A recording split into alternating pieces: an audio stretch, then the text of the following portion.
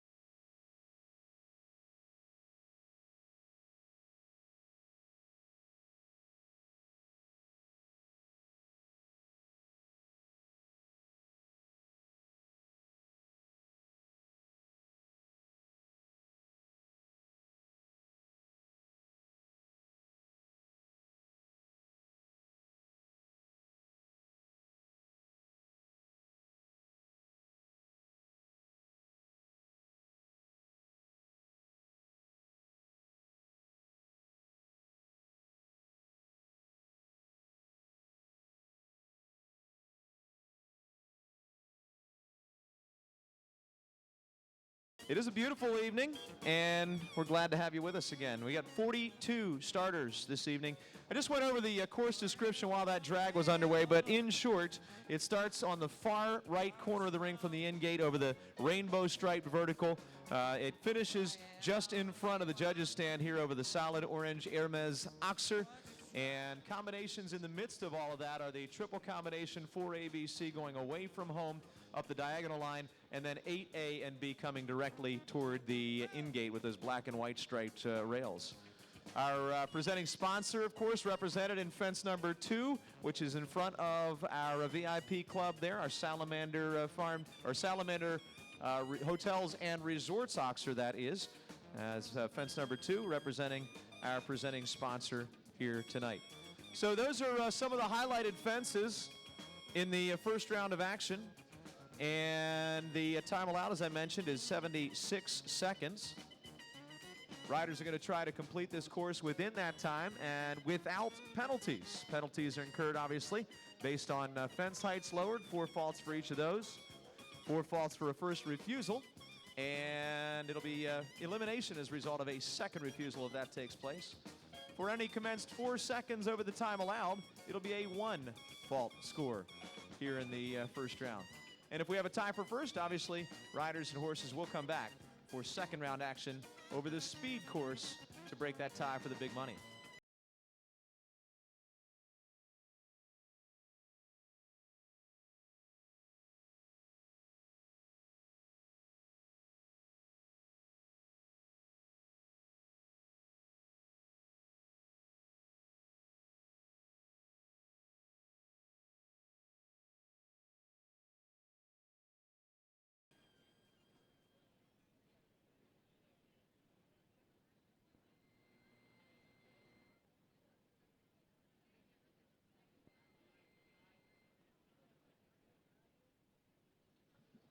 Well, ladies and gentlemen, we are just about ready to go here, about 3 minutes out from the kickoff of Grand Prix action. But it is, of course, our custom to honor our United States of America, as we would do in any sporting event here in our country. So at this time, we're pleased to have Kaiwan Miners with us on a beautiful Valentine's Day evening to help us kick off the $84,000 Salamander Hotels and Resorts Grand Prix. Now, Kai was a 2008 winner of Equestrian Idol. He's shared his talents with us in the past at the FTI Consulting Winter Equestrian Festival. Has also opened many other shows and events in the equestrian circuit. In addition to his vocal talents, Kai's also an accomplished equestrian. We're going to ask, if you haven't already done so, to please rise and remove cover while Kai opens the evening's competition, honoring our country by singing the national anthem of the United States of America.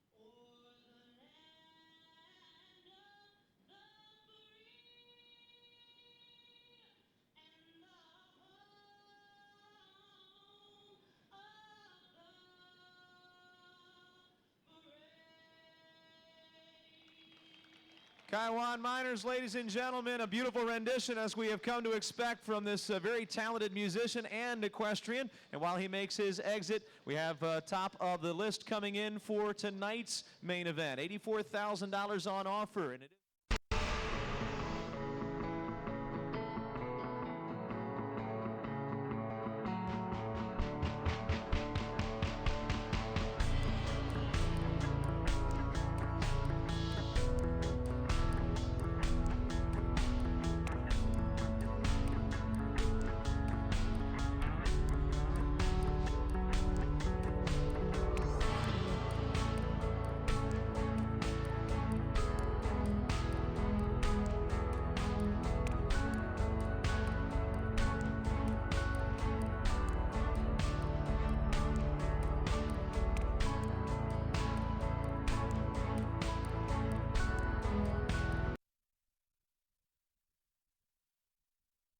penalty. handles it. Of course, he represents Ireland, and is the first.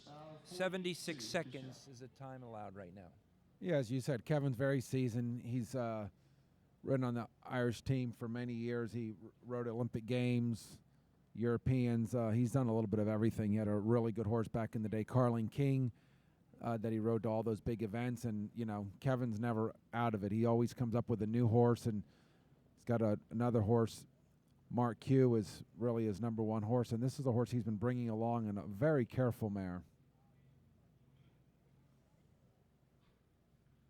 Clear so far on his way to the Jolicoeur jump. This horse looks like he's handling conditions beautifully. Got away with a pretty good rub at A. And this is generally a very good, very careful horse, very good hind end, and actually had that rub behind, so that really should hold this horse for the rest of the class. As you said, the last line, you know, when I walked it, I thought 5 to 7 coming home. He might do 5 to 8. You know, that is an option line there. There he did the 5. Yeah, it looked like the 7's going to be no problem for everybody. Oh, that was what a a shame. shame. He actually maybe got there a little bit too early. I think, as you said, going first, he didn't quite know exactly what to expect, and the 7 was just a little easier than he thought. Did he do 7 down the last line or 8? Yeah, maybe I miscounted. It looked like he got there a little bit early. Yeah, for sure. it got very easy. You know, I think he rode up for the 5 to the Liverpool, and then that last line got very easy for him. So with the time allowed being 76 seconds, Kevin went in a time of 70 and change. So it doesn't appear like time's going to be a big factor. Kevin's horse is quite a quick mover, so I don't think it's going to be a huge factor for tonight. You know, in a ring like this, we talk, this is more of an indoor type ring. You know, basically everyone's taking the same route. You know, maybe you got to be a little prompt after fence 3, spin right back on the 4A BC combination, but basically there's not a lot of room out here to lose your way. You know, in the over down at the other showgrounds, it's a very big ring and you can really get spread out, but here everyone's basically taking the same route.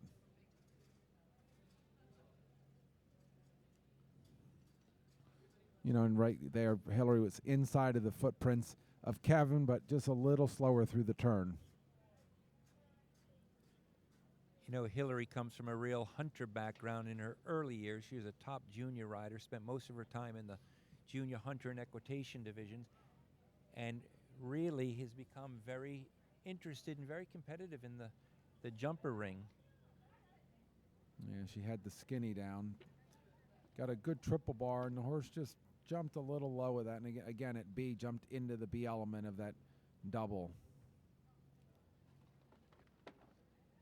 So I've got some young students, Jimmy, doing, you know, meter 45, some meter 50 classes, and I see good parts and bad parts there around. And I myself as a trainer, I'm always learning so much about the kids, always so much about the horses. And I know Hillary's probably a little bit disappointed in tonight's performance, but I believe she's probably gathering a lot of information. Would you agree with that? Yeah, for sure. You know, this is a horse he's shown really all over the country. Showed this horse at Southampton, the Gold Cup. I've seen it a lot. I haven't seen a lot of it this winter. I think she's just sort of cranking up and getting going. So, you know, probably not really pleased with her 8 faults, but, you know, all in all, not a bad round considering, you know, that horse is just getting going. And, you know, it's interesting. You bring a horse down here from up north, or even for people who live in Florida, it's really not easy to get a horse dialed in to go their very best. I think it takes several weeks to really get them in a rhythm. Yeah, for sure. They got to get down here. They got to get acclimated. You got to, you know, make sure you have the fitness just right. They all need a few classes to get going. You know, a lot of these horses were let down after the indoor circuit. You know, your brother John and Beasy, they gave their horses the winter circuit off and just put the horses in the field and, you know, let them be horses. So, you know, you know, it's just that fine line. You got to make sure the horses are fresh, but, you know, on the other hand, you got to make sure they're just fit enough. Here we see Lauren Huff with her little superstar mare, Ooh La La. Probably the smallest horse in the class, but Lauren really believes in this horse. This horse has had some great results over the last couple years. real winner at 145, 150 level, and Lauren steps this horse up and jumps some bigger classes now and then. This horse is a real trier and very, very careful. Yeah, and with the scope that it has, I think it really uses it well. Like you said, a small horse, and I don't think people realize size really doesn't have a lot to do with how a horse uses their scope.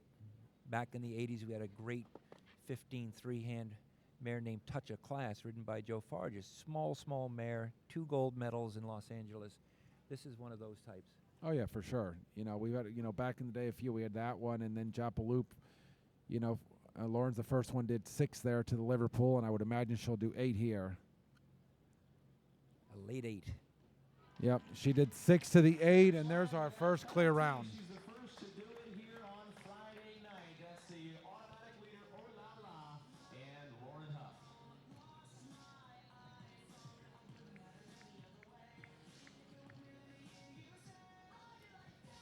That horse jumped a really good round. As you said, maybe a little late getting the 8 done down to the last jump, but really good round, and that's a very, very fast horse for the jump off. Yeah, that's the kind of horse that could go first in the jump off and end up being the winner, because it is so careful, so brave, and just so quick. And Lauren knows that horse very well. She's created a partnership with it. She's ridden it all over the world, and at this height, that horse is deadly fast. Here we're going to see Henrik Gunderson. They said Henrik Gunderson, but I don't think he's actually the rider. Thomas Dressler. This is Thomas Dressler riding. This is not a horse I'm familiar with. We haven't seen this horse much this winter, so we'll see how this horse goes here tonight.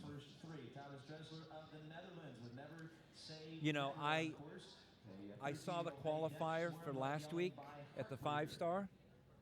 It was a great class to watch. I did not see the qualifier this week.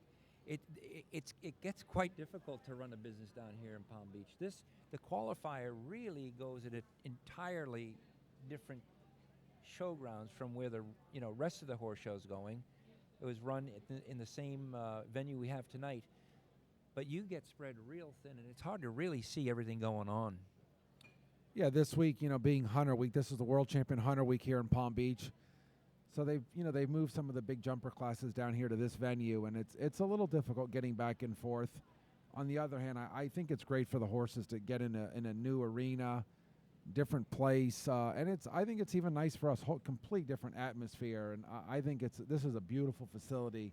I'd actually like to see some World Cups run down here. I think it would really benefit the horses, and going into the indoor season for the World Cup finals, I think this ring would really benefit the horses. And this horse of Thomas looks like a very scopy horse. The bit he has on really represents riding a horse with a bit of a difficult mouth. Yeah, I think when it came by, I believe this horse has a hackamore on now, but I don't want to jinx him, but it seems to be working very well. And as you said, looks like a very, very scopy horse. He did 7 to our last jump. And he jumped well. Yep, now we have a jump off. That horse actually made it look fairly easily, just kind of cantered around the course. Didn't really look like he was working anywhere. It was really interesting to see Lauren go, and then Thomas come right in after 2 clear rounds back-to-back with 2 totally different horses. Thomas's horse, Never Say Never, looks like a very big, very scopy horse. Lauren's horse is much smaller, much quicker. It'll be really interesting to see them go back-to-back in the jump-off and see how they handle it. Yeah, for sure, Lauren's horse is a faster type, and this is a slower, scopier horse. But, as far as speed goes, I think Lauren's got the advantage on that. Here we have Air Force One and Comet Godek. This is a horse that I've seen a lot. This horse jumped at Southampton, the Gold Cup, did some indoor right off the bat. Got in a little trouble at the 2nd and 3rd jump. Didn't quite get up the 5 to the 2nd jump, and just some miscommunication. Just the distance wasn't great to fence number 3. I thought just, too gappy, and the horse stopped there. and basically a fairly simple vertical. I just think, a little miscommunication with the distance. Kama had this horse at the National Horse Show and showed some really brilliant moments, but also showed moments where he was, looked like he lost a little bit of his confidence. And that's a real struggle for riders and trainers, is to bring horses to this level, making sure they're confident, making sure they're careful enough to do the job well. And there's a razor-thin line between confident and too confident and borderline scared, huh? Yeah, that's a very careful horse, and I think, with paddling through the second jump, I think probably shook the horse's confidence and probably shook her confidence a little bit as well. And, the triple comes up quite early in this course. It's, 4A, and that's not a fun feeling when you're lacking a little confidence early in the course, and then you've got to come to that triple combination and have trouble right at B. You've got to feel like you've got a lot left in the can to go back and try that again. Yeah, it would have been nice for her if maybe she had a couple single jumps to get going after that little problem she had. But turning the corner and having to go right up the diagonal to 4ABC, and she got off a little bit to the left corner, and the horse really poured its guts out a little bit at 4A and just got off to the left and just wasn't looking good, and she decided to call it a night. But I think that's a really careful, quality horse.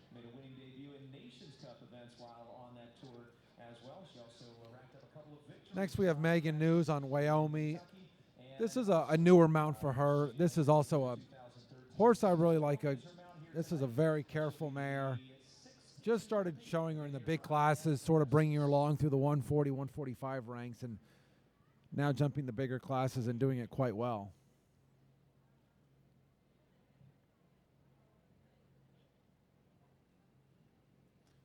Megan working with Kent Farrington, and we're going to see Kent in just a couple horses. Actually, we're going to see him next. So, Megan a little bit on her own here tonight. I'm sure Kent was watching in the schooling area, but, the finishing touches she sort of had to do on her own because, Kent also has to concentrate on his own ride and his own horse.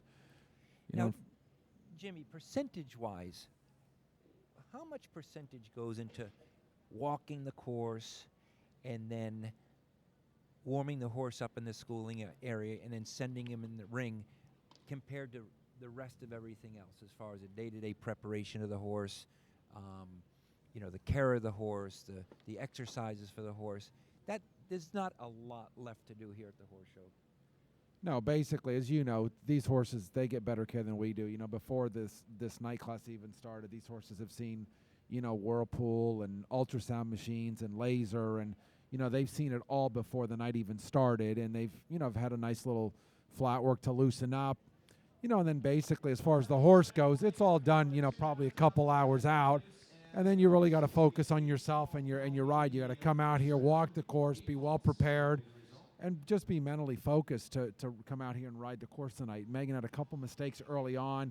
She had 4B down really for no reason, and then I thought, got in a little trouble, underrode the triple bar, and didn't quite get to the skinny, so had a couple down, not really the way she wanted it to go tonight. But, again, maybe that mare hasn't had a lot of experience under the lights and just got into a little bit of a problem early on. Here we have one of our hottest riders. Kent won the Trump Invitational early on, right before the circuit got started, and then he was the winner just a couple days, actually just yesterday in the qualifier. Kent was the winner on this horse, Blue Angel. This is really a horse he goes to for a lot of different classes. It's a speed specialist. He's ridden in a Nations Cup Grand Prix, and this is, again, his winning mount yesterday. It's interesting watching Kent ride at the Trump Invitational. That was a very small venue. I mean, that was literally like riding indoors. This stadium's probably a good 2.5 times the size of the Trump venue. Would you say, Jim?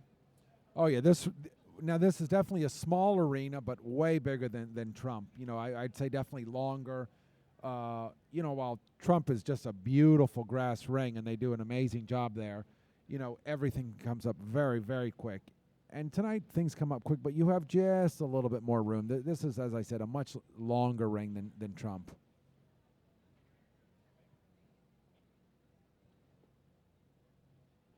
This arena, I think when it was built, they definitely built it to the size they wanted. Trump was sort of, that field was there, and they had to make it all work, and they've done a beautiful job making it work. But this here was actually built for competition and for dressage and maybe some special show jumping like we're seeing tonight.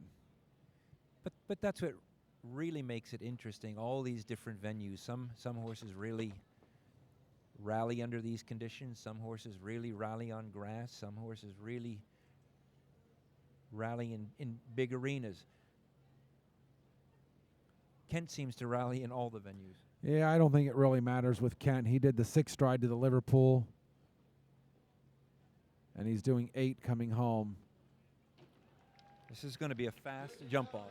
Yeah, I think with Kent coming in, the jump off, I think we're going to see a really good class here. We've already got 3, as you said, so nice class. We've only seen, I believe, 7, and we've already got 3 in the jump off. So this could be one heck of a jump off by the end of the night. That's 3 so far, with Audrey Coulter coming up next. If she can repeat last Saturday night's effort, she would also be clear this evening with the court. Now, our course designer tonight, Richard Jeffries, I'm a big fan of his. I think Richard's a real straightforward builder. Not a lot of gimmicks to his courses. I don't think he gets too aggressive with the time allowed. I think most riders who jump his courses seem to look at them as user-friendly. Yeah, I mean, I've ridden a lot of Richard's courses. I think he does an amazing job. He might be getting a little nervous at this point because we've seen 7 and 3 have gone clear. So he's probably not loving that. I'm sure he doesn't want 15 or 16 in his jump off by the end. But, it might all just work itself out. As I said, Richards does an unbelievable job. Here we have Audrey Coulter. We saw this horse last Saturday night. Frank, I believe it's the first time we both saw this horse. I had not seen this horse and jumped an amazing class last week. I believe it ended up 3rd in the World Cup qualifier, and then was clear again in the qualifier yesterday. And not to jinx it, but jumping a very nice round here tonight. Looks like a very careful, just electric horse. Yeah, I think Audrey and a quarter are a great combination. They're looking extremely, extremely comfortable together. This horse really looks like it just doesn't want to hit the jumps. I mean, you can really go with the jumps, as we saw last week in that jump off. She was really running at the jumps, and the horse was just electric careful.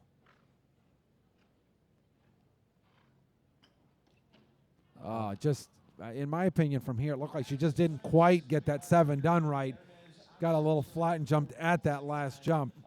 Almost looked from here like she needed to get up there and then balance a little more at the end. And that jump was set there for a reason. Right there when the horse is getting a little tired, coming home, sees the in-gate. I think some of them do let down a little bit. But Audrey had a great Saturday night last week, and that was probably the most memorable jump off in my lifetime. That was just an incredible night. Yeah, for one thing, the jumps were much bigger than we're seeing tonight. Tonight is actually quite generous.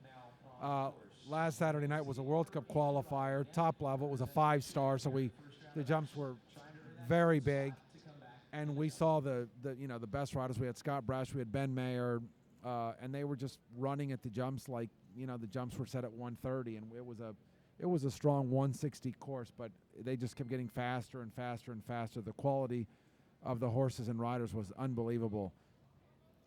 Here we have Jorge Matei. Seems to be getting a little lost here. Right off the bat, the first line was 5 to 6. He ended up adding 7 right at the end, and the horse sort of bunny hopped that vertical, but he got over it, and then he started to turn right, and he got some outside assistance to sort of get him on his way. Now it looks like he's finding his way around this course. Yeah, he had B of the triple down, and he's already with that little mistake that has and time again, fault. yeah, and again there, he jumped the triple bar, and when I walk the course, that 3 ride's a little flat. You got to catch a very strong triple bar so you can try to balance at that skinny jump. He caught what looked to be a very weak triple bar, never really got up there in the 3. Almost looked like he was maybe waiting for 4 and just ran out of room.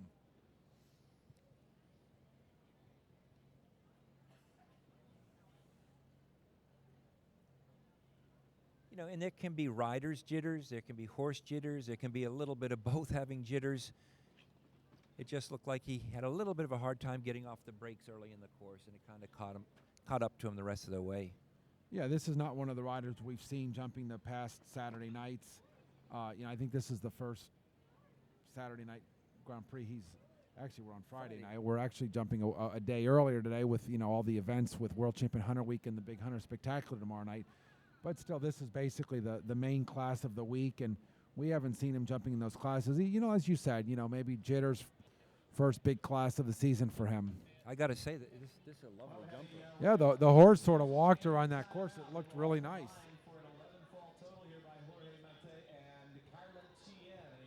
Yeah, it looked like, late in the course, Jorge thought out, the horse thought out, and really showed some real quality to his jump. So hope to see more of Jorge. Here we have Shane Sweetenham riding Soul Arena. This horse already has won a number of classes down here this winter. Won some 145s. I believe this horse won a WEF. This is just a very, very fast horse. Shane, a very fast rider representing Ireland. I wonder if this guy ever sleeps. I see him working all day. I see him, teaching, riding. He's in every Grand Prix, every Saturday night. Shane's really turned into a real hard-working guy. Yeah, he's got the luxury. He's got a lot of horses to ride in all the different events. Shane and his wife, Allie, run a very big business. They're at all the rings. Allie's doing the ponies, junior hunters. They got Michael Desiderio working with them. So they're, everyone's very busy all day long. And then, the nice thing is tonight now, basically Shane can focus on himself. And that's a nice thing about this nighttime jumping here in these Grand Prix. We call it Saturday Night Lights. As I said, tonight we're running on Friday night. But the nice thing about this is you basically can just worry about yourself and getting organized and getting to the ring. You don't have to worry about training all day and running to another ring. It's all about you tonight. I unfortunately had the skinny down. Yeah, and those two jumps are real contradictions. You've got the triple bar, which is a real, almost like a ramp type jump, to the Sotheby jump, which is a narrow jump, which looks extremely vertical. So it can play tricks on the horse's eyes. Yeah, and I think Richard has that on purpose. He's got that very flat triple bar where you got to go at it to get across the width, and then to a very skinny, very, very careful skinny jump. So, I think Richard has that set there for a reason.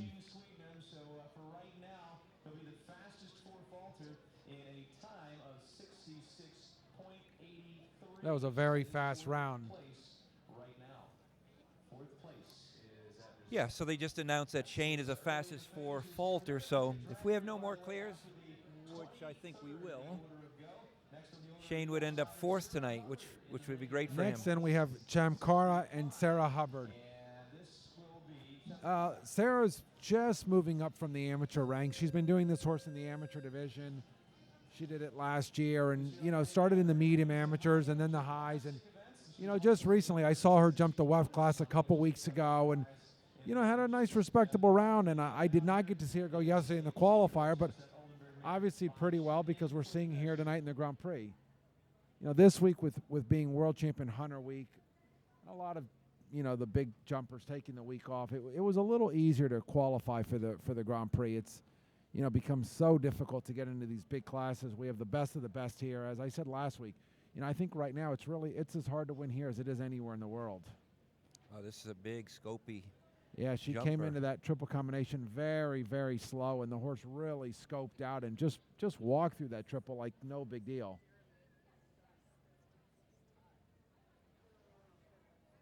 Had a light rub at the Sotheby's narrow vertical.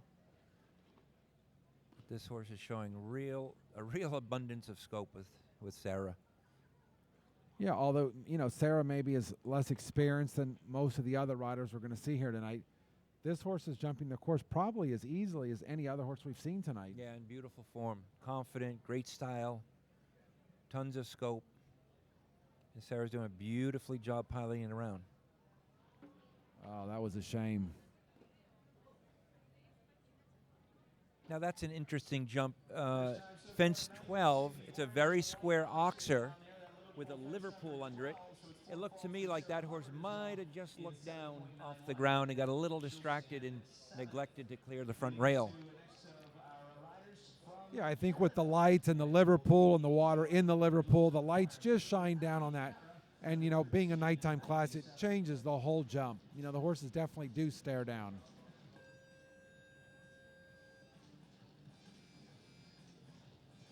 Now, the one thing we don't see in this ring, being a little smaller venue, we don't see a water jump tonight. Does that change a lot, Jim?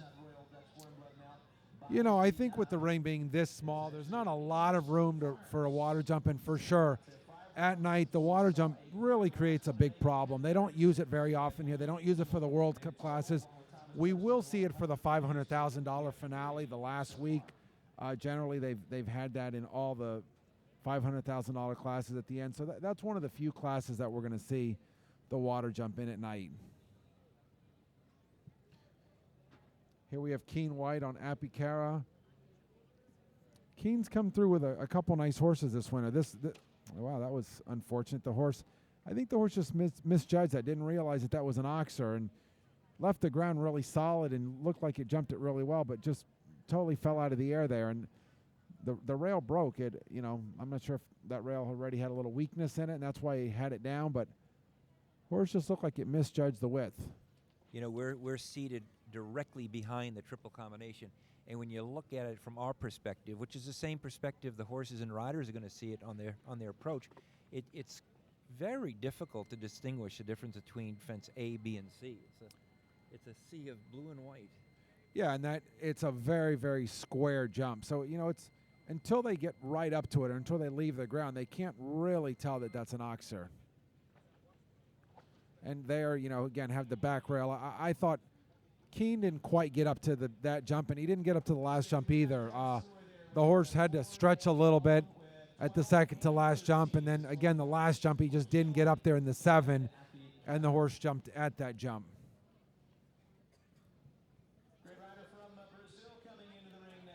Well, next we're going to see Rodrigo Pessoa from Brazil. This is a new ride for him. This is a mare, Citizen Guard Cajanine. This is a horse that was ridden by Gregory Watzele. This horse went to the Olympics with Gregory. And Rodrigo got to show this horse a few times in Europe before he came here to Palm Beach. And actually, yesterday in the qualifier, he had the fastest time with one down. You know, it was unfortunate. He was clear all the way to the second to last jump, and he had the Hermes Oxer down. But this is a mare with big scope, huge stride. And I think this is a horse Rodrigo's going to use a lot down here this winter. This horse has a lot of experience, jumped 5-star all over the world. So, you know, he's just got to get a little bit in sync with this horse, and that's not really a big task for Rodrigo. You know, as we know, former Olympic gold medalist, World Equestrian Games gold medalist, 3-time World Cup winner with his superstar stallion, Balobé. So, you know, doesn't really take a lot for Rodrigo to gel with a new horse. You know, Rodrigo's from Brazil. He spent a lot of time here in the States. I remember in the early 80s when we had, this used to be a polo field, and there was a polo stadium, and underneath the polo stadium they had racquetball courts, and I remember playing racquetball with his dad and Rodrigo, and like I said, that was in the early to mid 80s, and it's just, it's so neat to see that he's now a veteran of the sport and is really made this a reputation for himself, just like his dad Neko did. Yeah, I remember back when he came to Palm Beach, back then he was just a little whippersnapper. Now, as you said, he's probably, you know, not probably, he is one of the greats of our sport. There's really nothing left that he hasn't won. He, as I said, gold medal, Olympics, World Games, and 3-time World Cup champion. So he's done it all at an early age. You know, and his dad, Nelson Pessoa, a legend in the sport. Early on, they rode in a couple Nations Cups together. So, you know, very rare father and son, or, you know, even family, you riding a Nations Cup team together. That was you know, back then that was Nelson rode Ballo Bay and Rodrigo rode Special Envoy. So pretty neat to ride on a team with your dad.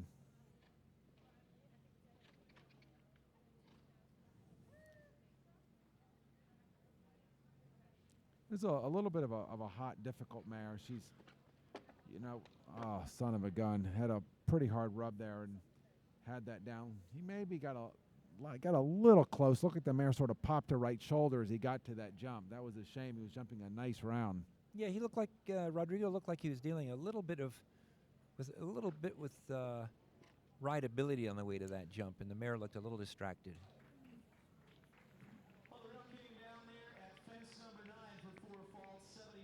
Yeah, she can get a little mouthy and a little stiff, and you know, just ended up a little deeper than he would have liked to have been there, I think. Next, one of our great young riders who was part of a bronze medal effort last year's Young Rider Championships. It'll be Chloe Reed. She's going to be in the ring here with the known as King of Hearts, number 3487. And probably our youngest rider here tonight. Here we have Chloe Reed.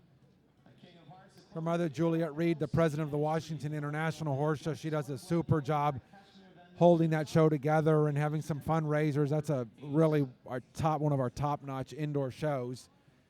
And Chloe probably our youngest rider here tonight. Yeah, Chloe's come along quite a bit recently, being trained by Kim Fry. He's done a great job with Chloe. I've had the fortunate experience to see Chloe ride a lot at Young Riders and indoors, and she's doing a great job. But this is a big transition for her. Yeah, this is a lot for a young kid. I'm sure Chloe's mother, Juliet, is somewhere just jumping out of her skin, you know, watching this round. You know, this is a big class for this young rider, but what a treat for her to come in here and ride against these superstar riders. You know, I think she's going to really benefit a lot, and you know, if Juliet doesn't have a heart attack before this round is over, I'm sure wherever she is, she's just jumping up and down. Well, like last week, watching the Jacobs, getting a little worked up, watching Charlie go around. This is really exciting for a mom. You know, and Chloe's Uncle Chester, a big, you know, the driving horse has been all over the world with those horses, so just a long line of equestrian in the family. That was a nice round. You know, that was a 20-fault round, but you know, nothing ugly about it. The horse, you know, maybe misjudged the whole triple, and maybe she could have ridden the last jump a little better. But you know, nice round all in all. Hey, I think the most important thing is what we discussed earlier, that the horse leaves the ring with confidence and the rider leaves with the ring with confidence, and it's clear that both left the ring in great shape. No worse for the wear. One of the Grand Prix winning mounts for Karen on several occasions. Karen's also ridden for the Canadian team, though she is now based in Omaha, Nebraska.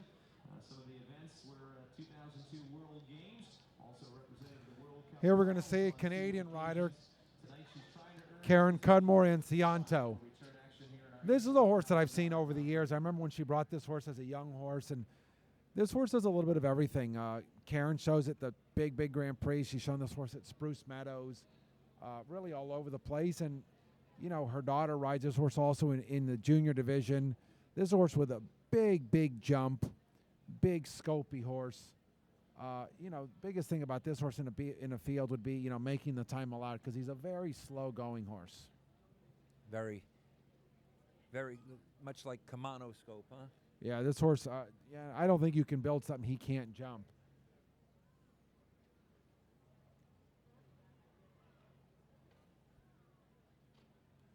That 7 right there was just standing still for her, very slow. And this horse reminds me a little bit of Beezy's old horse. What was it, her old black horse, the stallion? Slipped Judgment. in my mind. Judgment. Very difficult jump to stay with. I don't know why I forgot his name. But that horse had a very difficult jump to stay with, and Karen looks like she's got to work at staying with this horse's jump. Oh, that was a shame. She was having a super round, and again, as you said, you know, that Liverpool probably just looked down with the lights and had the liver pulled down. That horse jumped it super round.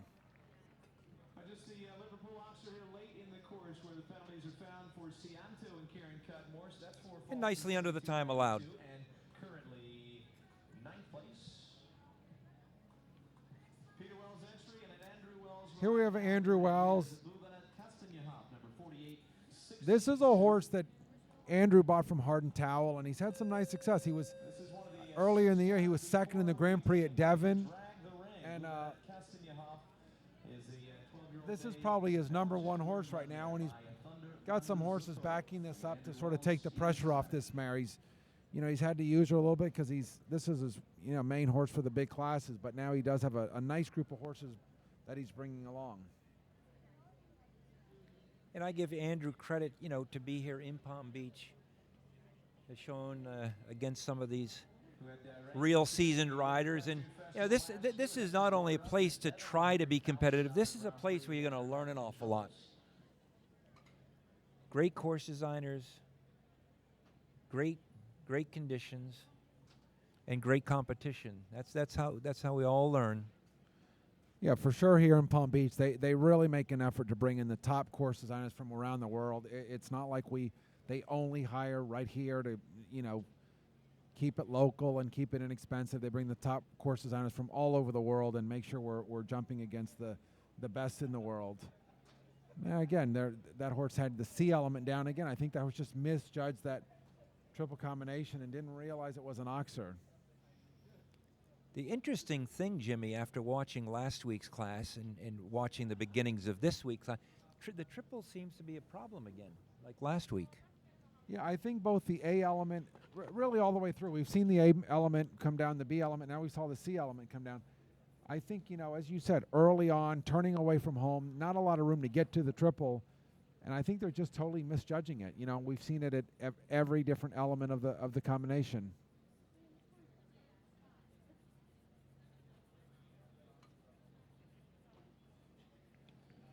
Good, 4-fault round. Andrew did a lovely job. Currently ranked in 9th place.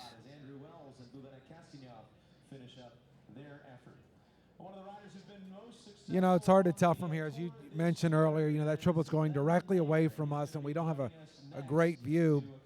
The horse was jumping so well. Maybe Andrew just needed to close his leg a little bit, get to the back rail there. The horse was jumping well, and he was probably thinking keeping a clear round.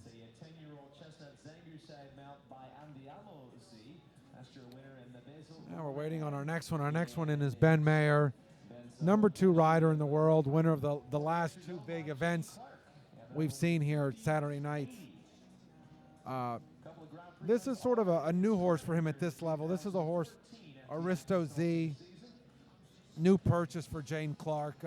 Ben riding for Jane Clark and riding her superstar mare, Sella, and also Eureka. And this is a horse that Jane purchased not too long ago, and this horse has been jumping the 140, 145, and I think this is probably the biggest class it's jumped down here this winter.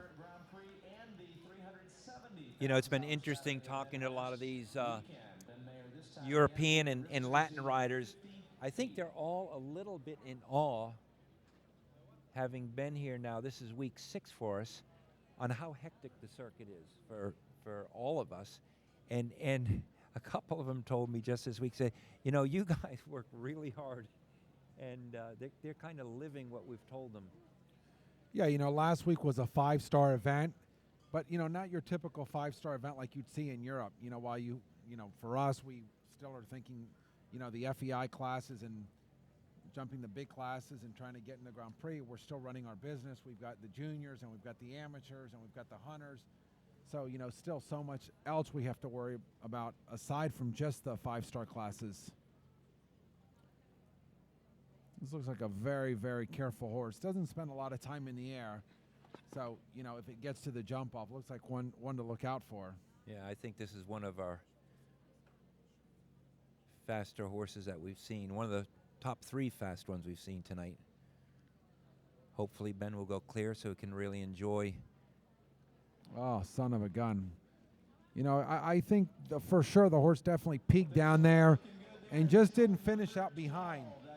jumped up good in front, but just didn't finish out behind. And that is our fastest four faulter. So Ben is currently in fourth place, just in front of Shane Sweetman. Just like you said, Jimmy, that's a very, very quick horse. It's a shame he had that Liverpool down, because that would have been an exciting jump off. I don't know if it would have been more exciting than last week's jump off, but it would have been exciting. Next, we're going to see Paige Johnson riding Dakota. This is owned by herself and her family. Paige, been around for a while now. You know, I've known her. We both, saw her on the ponies. Made it through the junior ranks, and I sold her one of her first Grand Prix horses, which was my sort of big horse that I rode on the team and rode in the World Cup Finals, Lancier 4. And then Paige sort of dropped back down and did a lot of the amateur stuff. And recently, she's really gotten serious about her riding and stepped up and bought a few Grand Prix horses. And now she's working with Kent Farrington. And actually, oddly enough, this week and today is the Salamander Resort and Spa Grand Prix, and that's owned by Paige's family, by her mother. So hopefully we'll see Paige in the jump off for this class. Yeah, I actually went over the course with Paige. She was very nice to spend some time with me. She sounded very upbeat, very focused. She was excited about jumping the course tonight, so let's hope she has a great... Oh, unfortunately, she's not going to have a great Valentine's Day when it comes to show jumping. Yeah, she maybe got a little too slow in the turn and underrode the triple combination. And in this case, I don't think the horse misjudged it. I think she just rode that jump. And that was a shame, because she had two horses enter in the qualifier yesterday, and both horses jumped clear. So she had a nice class yesterday. And again, she had 8A down, so she's already sitting on 8 faults. Yeah, I agree with you, Jimmy. That horse came down really quite hard on the back rail of 4A, and it's very representative of what you just said, that she just came in a little bit slow and kind of dropped out of the air.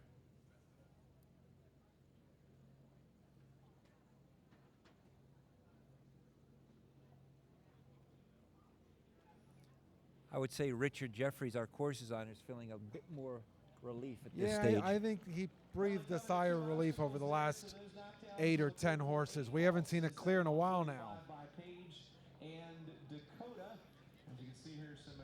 Well, next in we have a rider you're very familiar with. We have your sister-in-law, Beezy Madden, on the horse she rode in the Olympic Games, Coral Reef Via Volo. Beezy, obviously one of our top riders, reigning World Cup champion right now. Beezy had a bit of a mishap in the qualifier yesterday. The last line, I think Beezy going in the class, she had a rail down, that very light rub on a jump, and I think she didn't realize she had that jump down, so she was going for the win coming down the last line. And the last line was an option. You could do a very forward 3 or a very, very steady 4. Beezy opted for the 3, and the mare didn't quite pick up on it. It wasn't quite with her, and she had an extremely long distance at the last jump. And Beezy got a little unseated, and I think Beezy did everything she could just to stay on and make it through the timers, and regrouped and pulled herself back on the horse. I believe Beezy just had to finish the course yesterday to ride tonight in this class, so I think she did everything she could to stay on and actually finish the course. I think she didn't realize she had that jump down, and she was going for the win coming home. Well, you saw it. I didn't see it, but I was with her last night, and she described it to me, and she said it was a terrible mistake. She ended up in front of the saddle. She's pre-qualified as long as she completes the course. And she said that's all she could think about, is staying on the horse through the timers.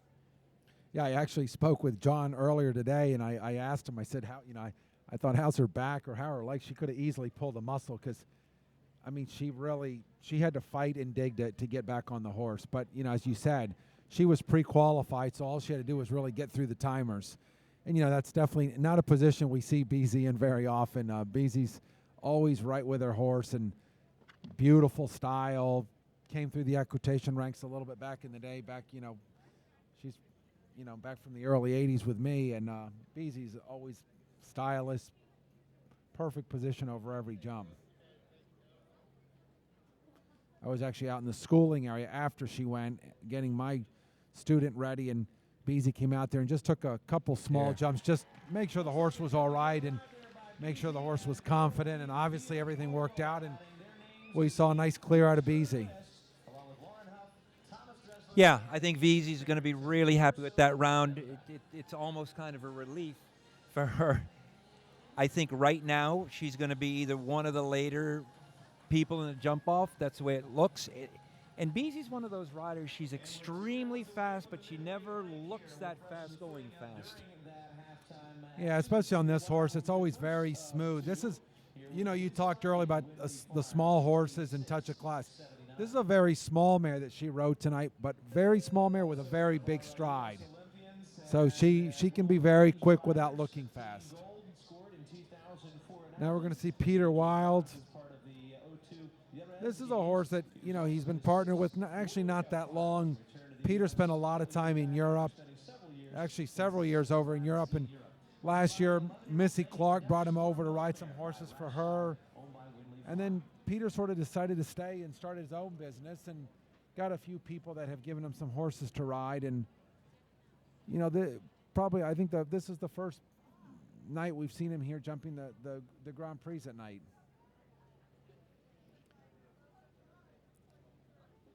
Yeah, Peter, beautiful rider, always was. Won the Maclay finals back in the, I think it was the late 70s. Yeah, with Fran and Joe Dodley. Early 80s, maybe early 80s. Maybe 82, I think. But yeah, Peter, great rider even back then. And then, you know, had some top horses. Actually, Peter and I rode in the Nations Cup team in Aachen together in 2000. He's had some great horses over the years and was on the WEG team with Fine Sarah, you know, back several years ago. That was a mare that was originally owned by Allison Firestone, and Peter rode it for Allison, and then I believe Sarah Williman and her family bought the horse for Peter to keep. Yeah, two down for Peter. You know, it's amazing how much the sport has changed. Peter actually won the Maclay finals training with Fran and Joe Dodley on a horse named Native Surf. It was a confirmation hunter that George Morris had shown. And we've watched some of those old videos, and it's the sport has really developed a whole lot more refinement since then. Yeah, and back then it was the regionals. It was sort of a shotgun. You know, one day you went to Overpeck, did the class, and you were either in or you weren't. And I remember talking to Peter, and he had a horrible school.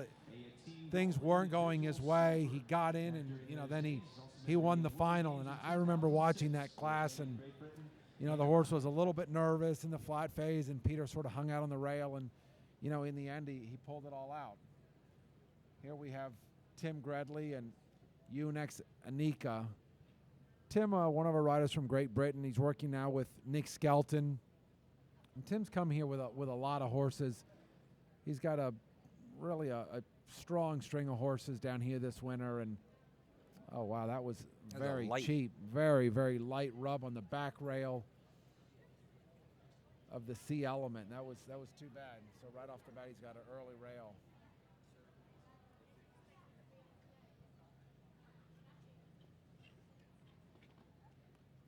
I'm not too familiar with this horse, but this horse looks like a super jumper. It looks like it's got a very good hind end. You know, in the beginning of the evening, it looked like it was going to be a light spectator night, but it's developed into a pretty good Friday night here, spectator-wise, Jimmy.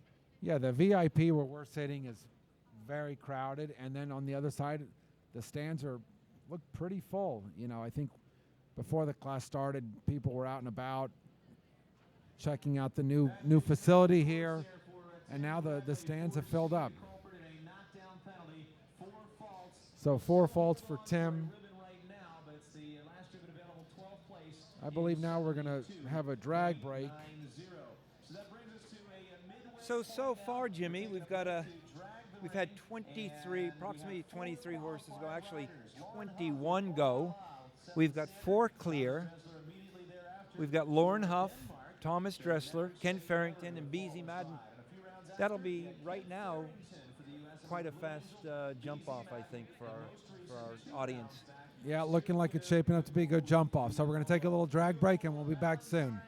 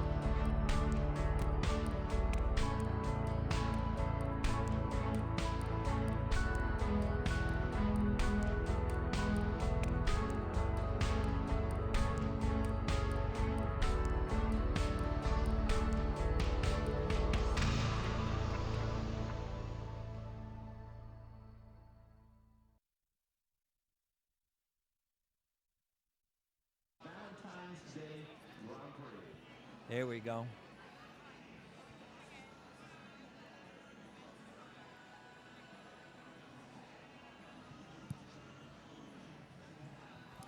Okay, welcome back to our $84,000 Salamander Resort and Spa Valentine's Day Grand Prix.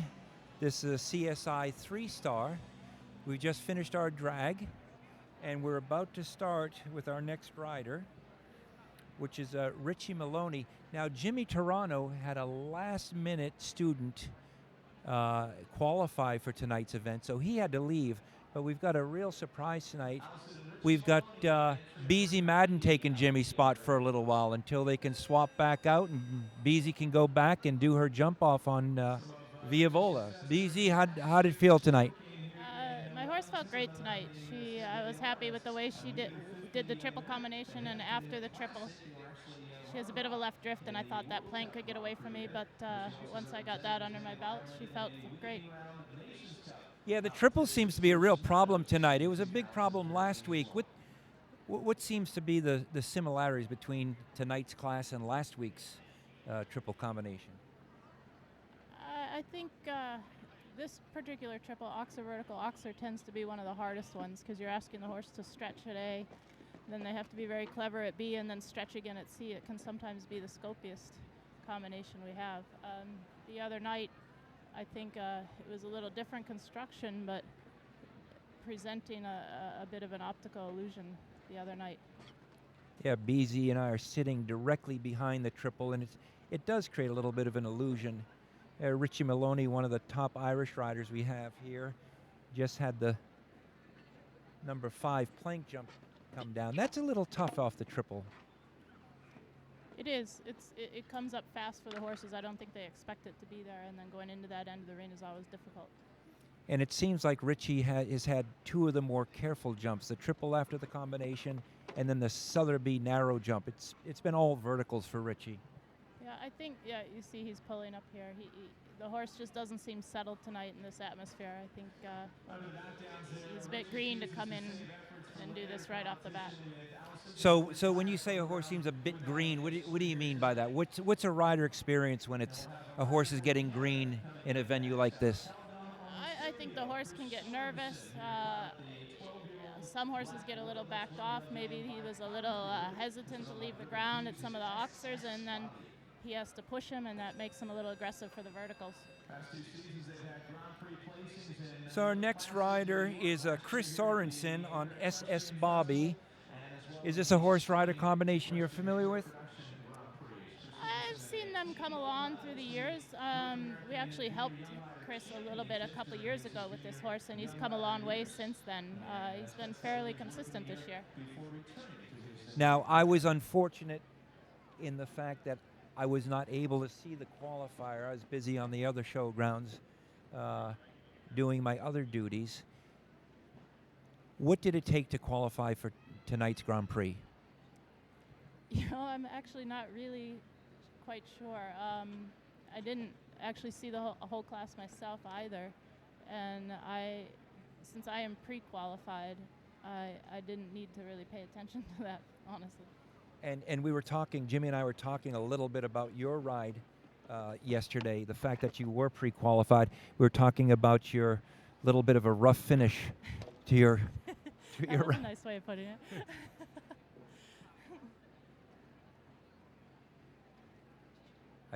If my memory serves me right, you said you just wanted to make sure you stayed on and got through the timer. Exactly.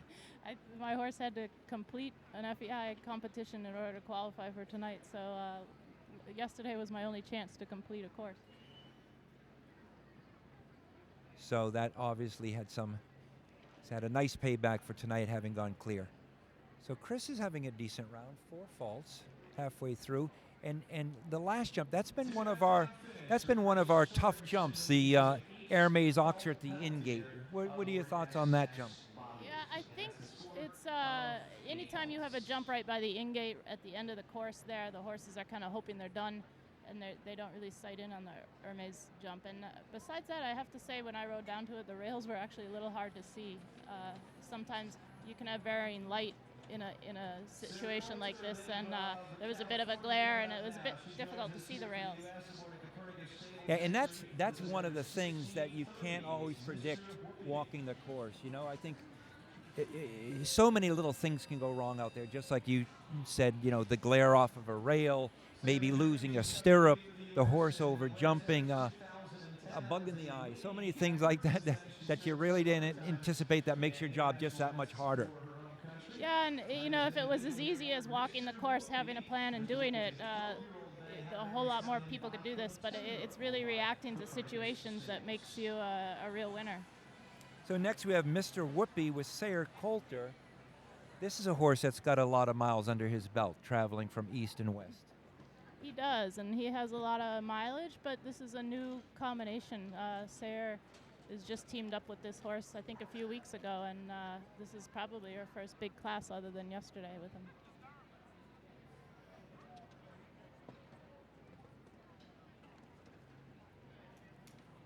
And what are your thoughts on horses changing venue? Like last week we were at the main showgrounds in a huge Grand Prix arena.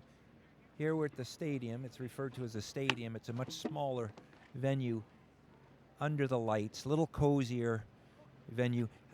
How much does that change a horse? How much effect does that have on a horse?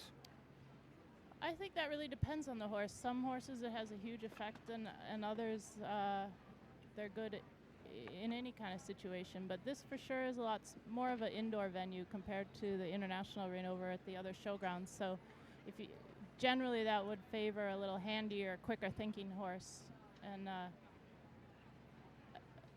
think this course as well is taking a bit of some quick thinking. Yeah, and Sayre, not a bad round with 8 faults. Getting to learn Mr. Whoopi's different kind of moves. Now, when you look back over the horses that you've shown in, you know, over the years, what was one of your more consistent horses at different venues, and what was one of your more less consistent horses in venues? I have to say, Authentic was pretty much you could count on him in any venue, indoor, outdoor, Aachen, Spruce Meadows.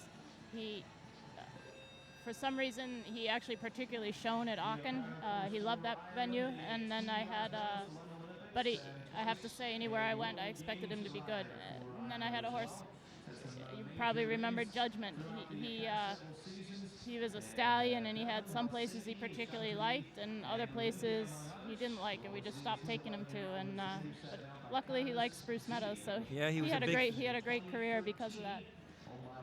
Big fan of Spruce Meadows, Judgment.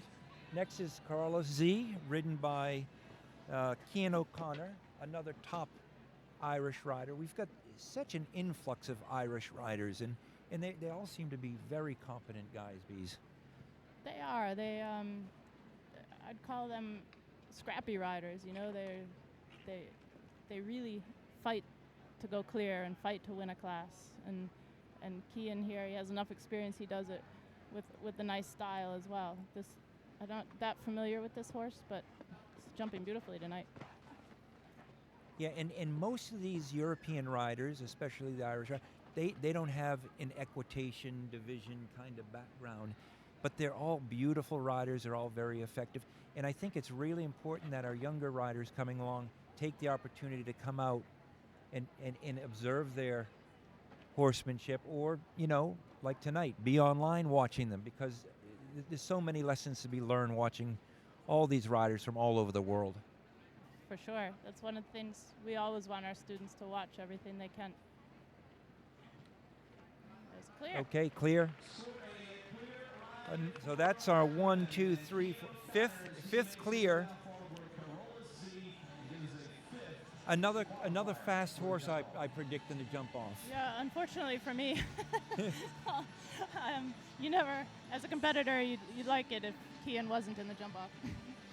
I think Lauren Huff, her disadvantage on a very fast horse is going first, but it's going to be a relatively fast jump off field so far. Yeah, and with 4 clear before the break, you could pretty much expect another 4, I would think, to go clear if you go by the averages.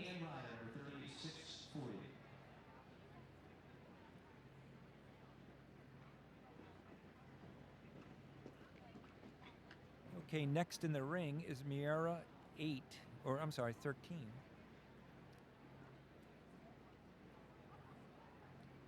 Emily George riding. I don't know Emily George too well. Yeah, Emily's from near Calgary, and I think Eric Hasbrook is helping her here, and she's not new to Grand Prix, but I wouldn't say she has a whole lot of experience at it either. There, the Sotheby Narrow just came down.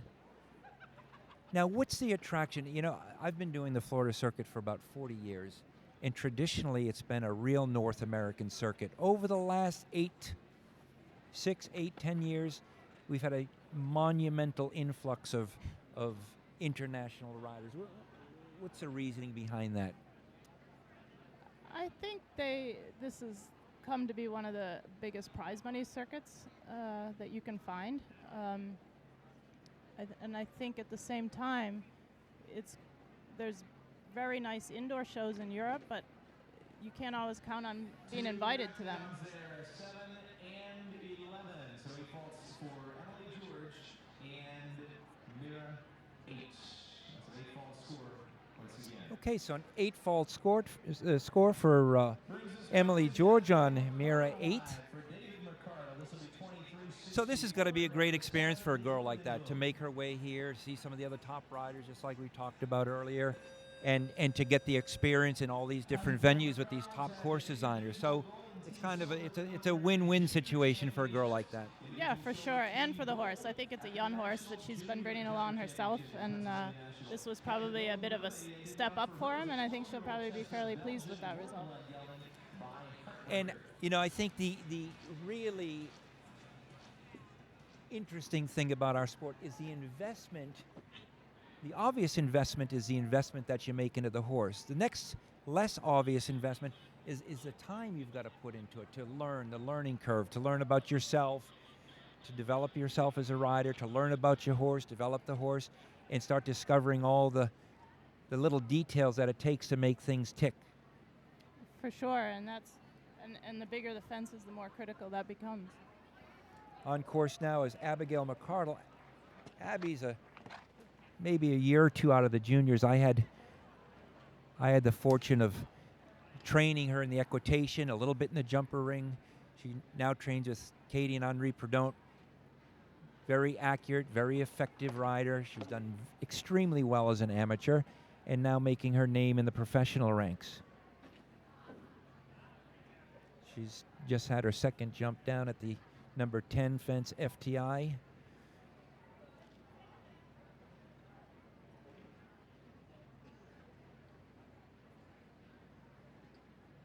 Good finish. Good finish.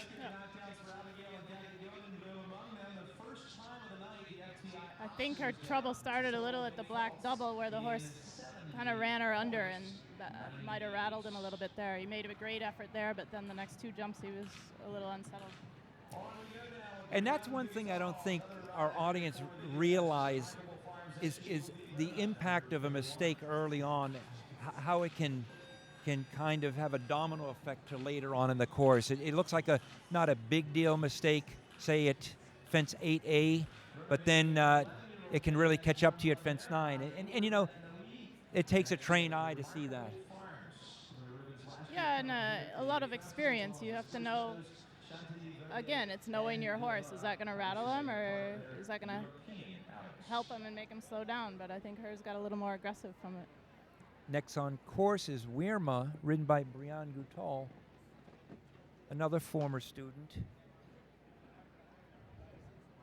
Brianne, you know, from the first day I trained her, she was always cool as a cucumber. She is deadly accurate. You know, she doesn't look like, she's such a loose natural rider. She doesn't look like a real technician. She's one of the more relaxed technicians I've ever seen ride.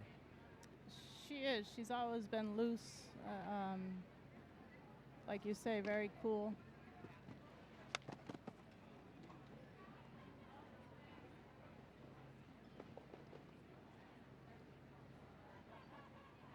Don't want to jinx her. Things are going great so far. This jump 9 has come down quite a bit. Do you think the horses see the Liverpool behind fence 9 at all, Bees? I'm sure that's a part of it. I think it's a little airy too, and most people are catching it a little on the forward stride, which I think is just something that's happening to people coming away from the gate. They want to make up time.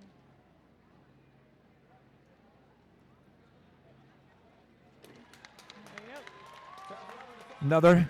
Another addition to our jump off.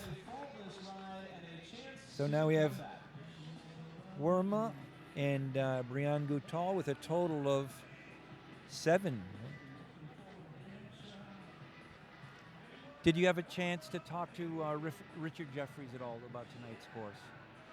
I didn't see him, no, after, but I think it's a typical Richard course. It's subtly difficult, but shouldn't really cause any huge problems.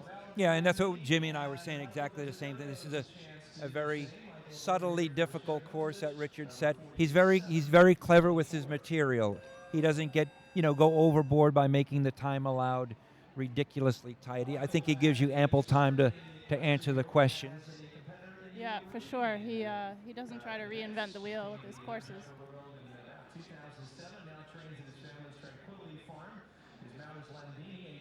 Next we have Landini with Michael Desiderio.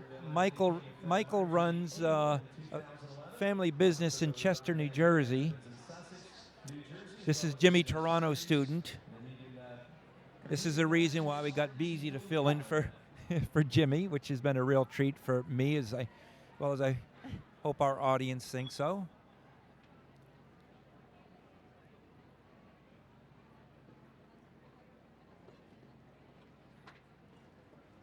Good job through the triple. And there goes that flimsy plank. Yeah, that's a hard jump.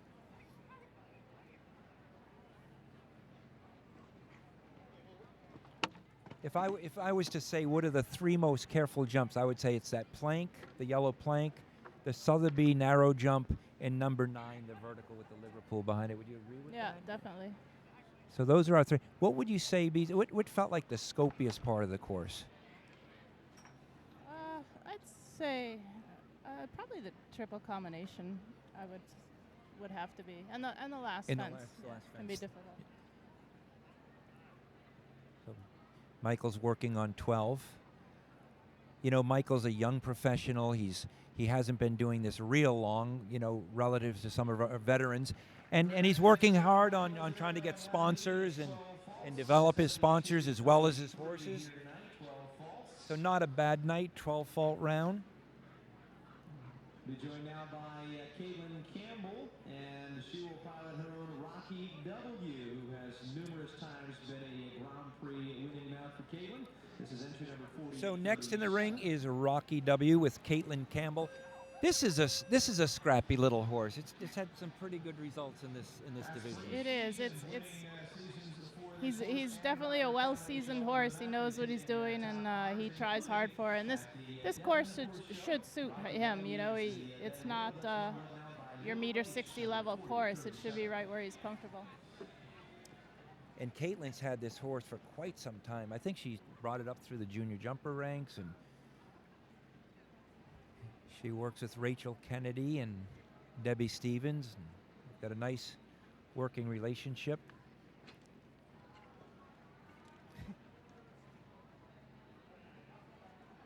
Yeah, that horse is very clever to jump like that yellow plank.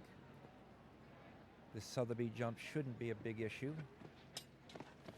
I'd classify him as being a very careful horse. Yeah, careful and efficient. He kind of knows just what he has to do.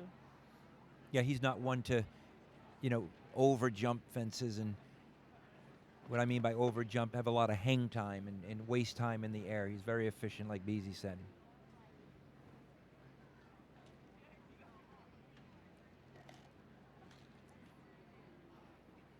If Caitlin goes clear, this will be another quite quick entry in our jump off. Yes, it will. Oh, that Hermes Oxer's been a heartbreaker tonight. There's Yeah. been several having the last jump down. Yeah, and the front rail and the back rail. 67.54. Still in the ribbons right now, based on faults in time, it's 9th place. Yeah, that was quite a quick 4-faulter, and that currently puts Caitlin in 9th place. Now, while we have a quick break, how exciting was it to win the World Cup Finals? Oh, that was incredibly exciting. Something I've always wanted to do, and it was like it just came to fruition there.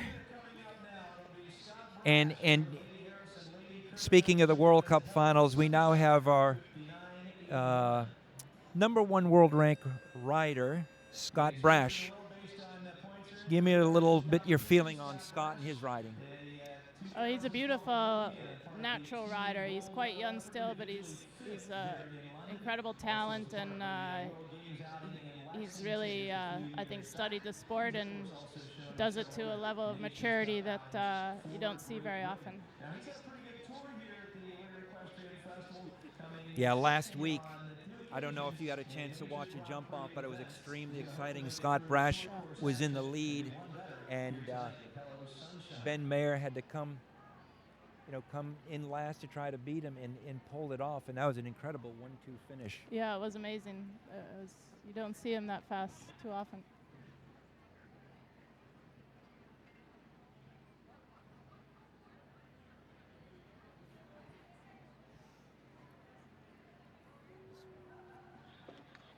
Oh, that's unfortunate. Scott had to jump 4A down. Yeah, Well, this horse jumped amazing yesterday. I happened to see it go. Doesn't look quite as generous tonight. Well, we just got Jimmy back from working with Michael Desiderio, and I just want to say, Beezy, thanks so much. It means so much to me and to the audience to have you come up and share your thoughts, and good luck in the jump-off. Thank you very much. My pleasure.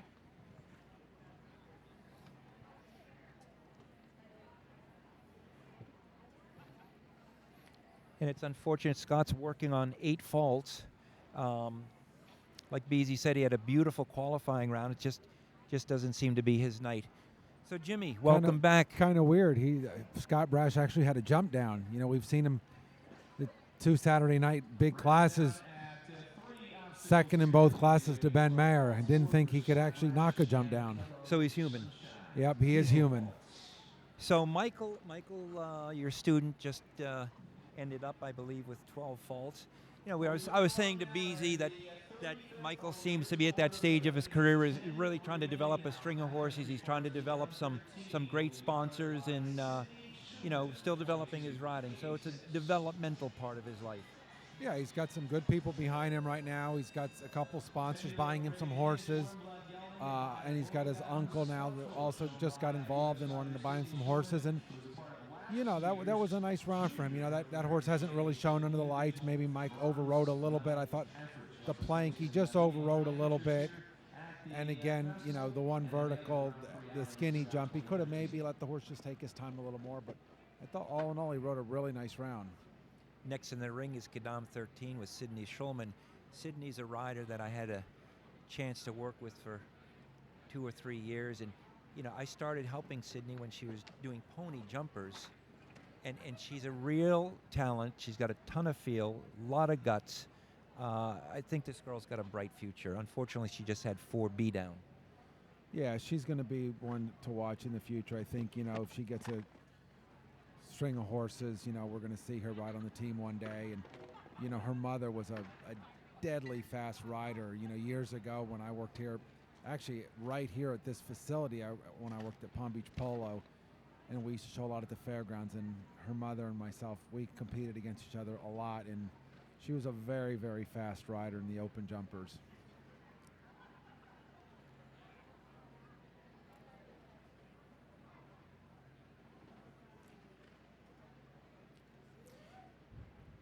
You know, this is a much different group than last Saturday, Jimmy.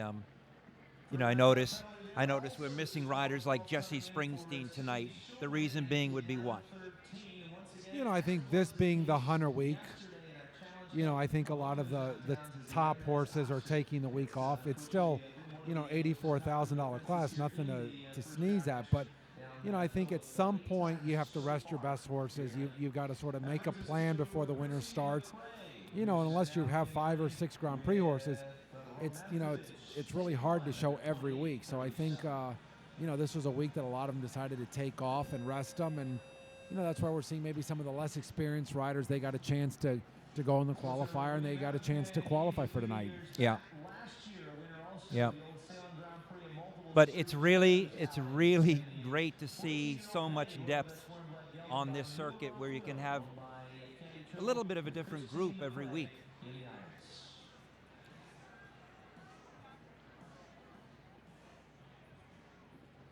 Here we have our reigning gold medalist from the Pan Am Games. This is Chris McCrae. This is actually the horse that she rode to the gold medal at the Pan Am Games. Romanovich, take one. We haven't seen this horse a lot down here. Oh, very cheap rail there. Got a little hung up in the turn here and had her give a strong ride to the triple combination and just towed that front rail out very, very light. But Chris and her husband John have a lot of horses, several horses each jumping at this level, and always have horses coming along through the 140 and 145 divisions to get to this level. They've developed a lot of horse on their own. They deal a lot with Alan Waldman and buy a lot of horses from him.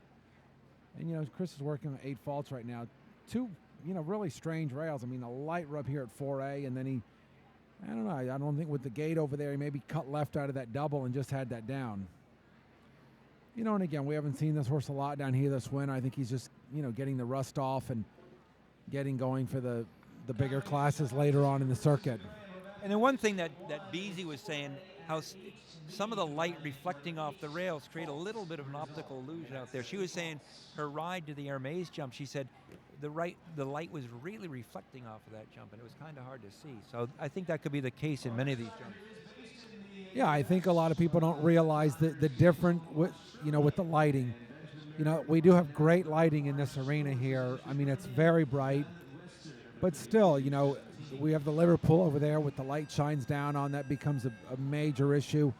And some of these rails are painted with a very shiny paint, and you get the light shining down on them. It can really make it spooky for the horses.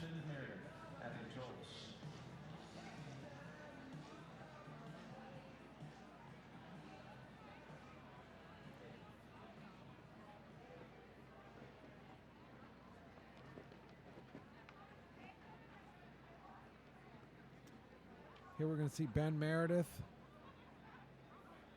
Again, here's another rider we haven't seen jump in the Grand Prix, but again, I think this week being a lighter week, Ben went in the qualifier and rode 2 horses in the qualifier and got into this class. And I believe he rode one of his amateurs horses in the class, and this horse I'm not familiar with, but obviously had a good result in the qualifier to get in here tonight.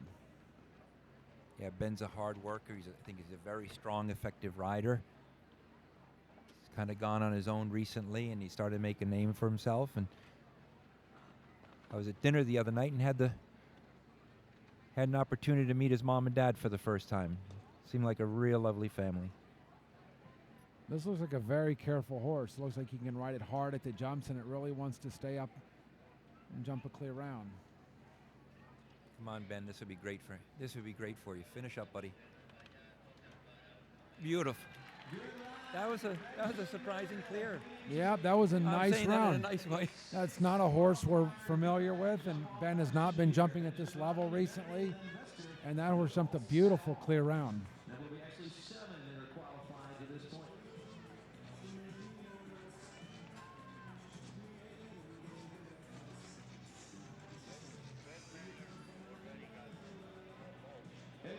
For the Dominican Republic will hope to repeat that clear. He's here aboard Stransky's Mission Farms entry on Emily's Vicky, number 21, 37.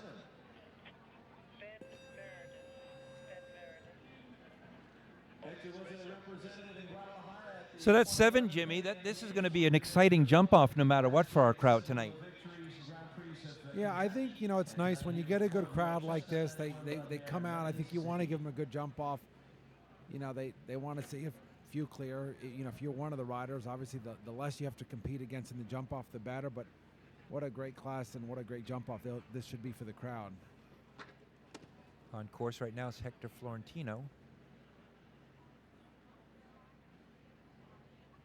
Yeah, this is a horse, Vicky, that was bought for his student Danielle Stransky, and Hector's been riding it lately in some of the classes. This is the first time I've seen this horse jump this level, but actually doing pretty well. Has one down early on in the triple, but jumping a nice round. Yeah, and again, that triple's been our real nemesis tonight. I'd say the triple and our Air Maze fence number 13 have been the real trouble spots on course. You know, the other thing that's nice, Jimmy, for being down here in Palm Beach with these different venues, not only does it give horses a little bit of a change of pace, and times you give horses a rest, it gives our spectators a little bit of a rest. You know, it gives them the opportunity to maybe skip a night to be out here in the cool night and watch a streaming video. Yeah, I mean, I think what they've done with the streaming video lately, you know, all over is great. You know, we definitely want to get a crowd out here. But when you have a cold night, you know, sometimes you just can't make it out. So it's nice to be at home and be able to watch these classes.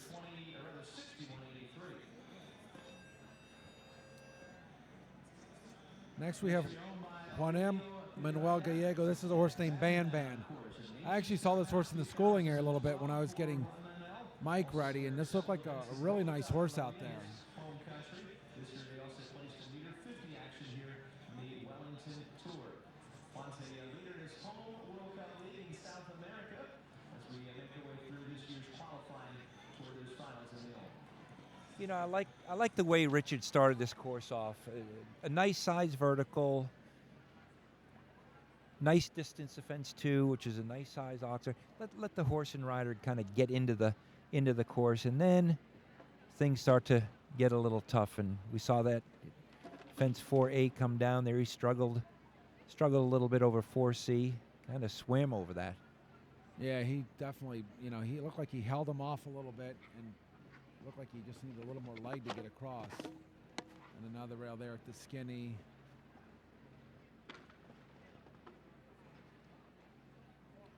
Yeah, the first 3 jumps are pretty generous. You know, the first line's dead on in 5, and then the fence number 3, it's a little bit of a short 6, but it's not a big vertical by any means. So definitely Richard was very friendly starting out, just getting you started.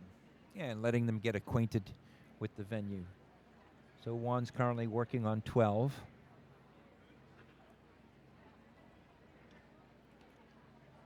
I mean, he's rubbed his way around this ring. It's interesting with these flat cups how sometimes they'll take a rub and the fences stay up, and other times they rub and they'll just come down. So yeah, that's another horse rider we haven't seen here. You know, I don't even think that horse has been here at this circuit long, and you know, having to come here and jump in this small ring, he just didn't look quite comfortable, and you know, maybe Juan was a little bit uncomfortable, got a little bit in trouble early on in the triple. Well, next we have Lily Keenan and Pumped Up Kicks. This is you know, we talked a couple weeks ago, Frank. This kid's just a freak of a rider, unbelievable. She's a young girl. Definitely will see her ride on the team. Already she's won everything there is to win. She's won every single finals. I think the only thing that she hasn't won is the USCT finals, but she's won the Medal of the Maclay, the Washington. She's won the Derby finals, the Young Riders. So, you know, just a long list of accomplishments already. And there's no doubt in my mind Lily will ride on the team one day. I know that's a big statement, but I think pretty much that's sort of a guarantee. We will see her, you know, riding on our team. well, I'm really excited as far as, you know, unfortunately she just had fence 4A down.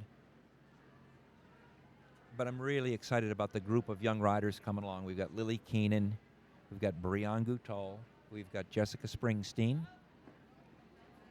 Now we've got Sydney Schulman, we just saw, up and coming. We've got Victoria Colvin, another freak superstar. Yep, that's so, for sure. So I think our sport here in the U.S. is going to really be enjoying a lot of success with these superstars coming along. You know, this horse jumps really, really easily. I think when she made the turn, I'm not sure if it didn't show up quite the way she would have liked, or she just trusted his scope a little bit too much. But for sure, she was a little slow to the combination, and he just fell out of the air. And then she ended up on the left corner and ended up having to do 5 strides to the flank. But that horse jumped a nice 4-fault round. Yeah, solid round, and it's not as if she's the only one who's had a unlucky triple. Has a little bit of a slow 4-faulter. She's sitting in 17th place.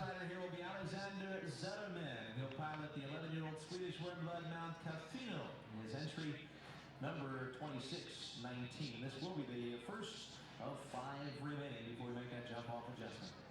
You know, it's interesting. I think one of the statements you hear oftentimes is, God, they just don't ride like they did in the old days. And I kind of chuckle. When I hear that, because I think these young riders coming along ride way better than some of the old-time professionals. I think they're extremely well educated. They are passionate about the sport, so I have to disagree when I hear that statement. Yeah, we've got a very strong group of young riders coming along, and I think these young kids know way more now than we knew when we were kids. They're very involved. The young kids are involved with the top riders. And we've Alex Zetterman on Cafino. He's had a good circuit. This horse has jumped some nice classes here. A few weeks ago, Saturday Night Lights, he was cleared in the Grand Prix. And, this was not a horse I was familiar with before, but it's been very, very good down here all winter. And he's dealing with the scopy part of the courses just as well as he's dealing with the careful parts of the courses. Triple combination was done with ease, and then he was very clever at the yellow plank, which has come down several times. There, a light rub at fence 9, which is another one of our careful jumps, but stayed up. This horse looks like he covers the ground quite quickly. I don't know if he's going to cover the ground as quick as Lauren Huff's horse. Oh, just didn't quite get there in the 5. Left the horse too long and too flat and just hooked up the front rail. That horse looked like it wanted to jump a clear round, but he just didn't quite get up there in the 5 strides of the Liverpool Oxer. Yeah, and that's that Liverpool that has really, wreaked havoc with a lot of the horses. And that can be a totally different jump during the day than at night. Don't you think, Jimmy? Yeah, absolutely. That jump, if it was daylight, we probably wouldn't see half the rails we've seen there. But it's, definitely hadn't been very forgiving tonight. Yeah, when you get the glare, the artificial light, it can really be a distraction to horses. Runner-up in the Grand Prix of Middleton last year. He also placed 8th in the WEF 3 Grand Prix during the current season. And it's Lorenzo De Luca here for the ride.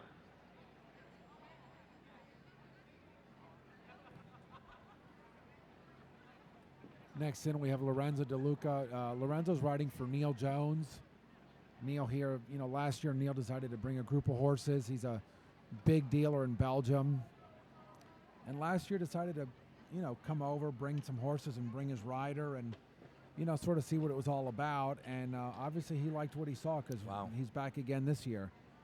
This is a very, very inexperienced green horse but with a lot of talent. This horse has a big, big, powerful jump.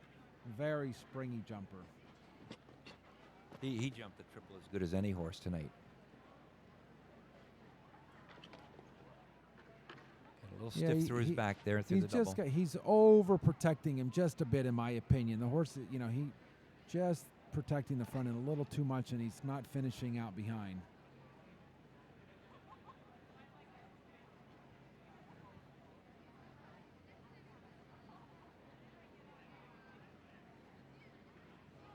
Yeah, and there he got a little stiff in his back again. And had fence 11 down. And there's that difficult last jump, our air maze jump. So a total of 8 faults, putting him into 23rd place.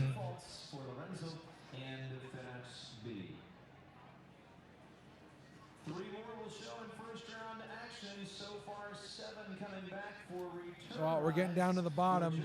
Here we have Christoph Schroeder and Katunji. This is another horse that's been jumping well down here. He jumped early in the circuit and pre-circuit, and jumped a couple Grand Prix. Jumped a couple clear rounds. I had not seen this horse, but looked like a very, very nice horse. based in Tennessee. Christoph Schroeder, the owner and rider here of the Great Holsteiner Mount. Again, this is Katunji. It'll be number 1828, first of three. Well, I think Richard Jeffries, our course designer, is going to be extremely happy with the number of horses in the jump off at this point. So no matter what happens at this stage, he's got a great number coming back. Yeah, I mean, I think he nailed it. You know, he's going to get a good number, not too many where it's, you know, becomes a long, boring night, but a super jump off for the crowd.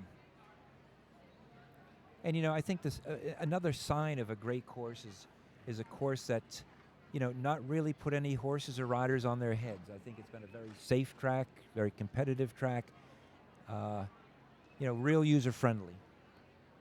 And Christoph got off in the left corner of the triple, so then he opted for the 5 strikes of the plank. We've only seen a couple riders do that. We saw Lily Keenan do it, and now we see him do that. It's basically been a 4 all night for everybody else. And this horse seems to have a little bit more of a medium length stride, huh? Yeah. It's not one of those huge monster strides. Yeah, a little choppier than some of the other ones. Oh, took a hard rub there, and that vertical fell down. And didn't quite get up to that oxer. Just sort of underestimated that a little bit, and maybe sat up and had the back rail. You know, what started out to be looking like a really good round now is easily turned into 8 faults.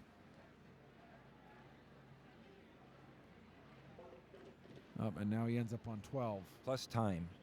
And that's the problem, having to adding all those strides, really chip away at your time allowed. Yeah, you got to sort of pick your poison. You can't add. You got to sort of decide where you're going to add. But, you know, he added several times, and it just caught up to him. Here's another young rider. We've got Emmanuel Andrade. This is ZZ Top. This is a horse he purchased from McLean Ward. This horse has a, you know, big resume. This horse showed all over Europe.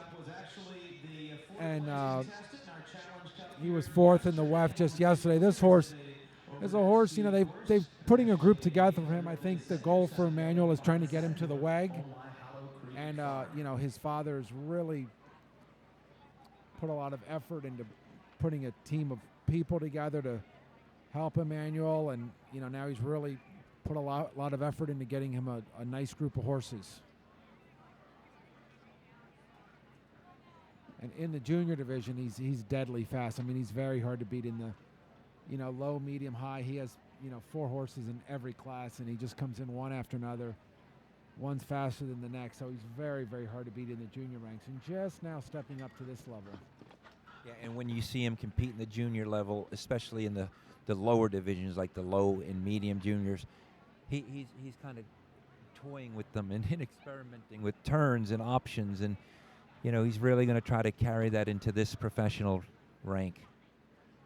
You know, I think over the last year or so, you know, this boy has really matured, not only as a rider, but, you know, mentally and his attitude. You know, was a little bit of a loose cannon last year, and looked like, you know, he's really serious about his riding now.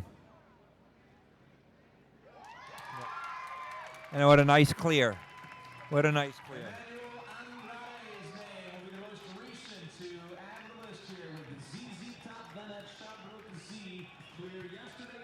Emmanuel was a little excited there, throwing the fist pump. But we're going to see him back in the jump off. So he'll be back 8 so far, and one more chance to advance. You know, I think it's great to see a young guy like that excited about a performance like that, and I think it's only going to solidify his you know, conviction and dedication to the sport. And it's a great thing for a father to see when they're investing into their child's riding and have things work out. That. You know, it makes it all worthwhile. Wow, Emmanuel's already off the horse and at the gate. I don't think he's been out of the ring 30 seconds, but he didn't even cool that horse out. Handed it over to the help, and off he went. And that's a little bit, you know, that's what these young kids don't get. They don't, it's the horsemanship part of this. That's the difference between a young guy like that and yourself and BZ. You guys know, you know, the importance of a great horse. Yeah, I was And just you got to care for them. I was just complimenting him maturing as a rider and but yet he got off that round, and I don't think the horse stepped foot through the gate, and he jumped off and handed it over to the help. It would have been nice to see him enjoy the horse, and walk that horse out and pet him and, let the horse know he did a good job. Yeah, he swung his leg right over the withers of the horse and stood off the side. And, yeah, I have to say, I don't like to see that. But, again, he's a young rider, maybe just got a little too excited. And, now he's going to go over the jump off. He's already, he's got 7 to wide, so it's not like there's a huge hurry, but now he's going to map out his strategy for the jump off.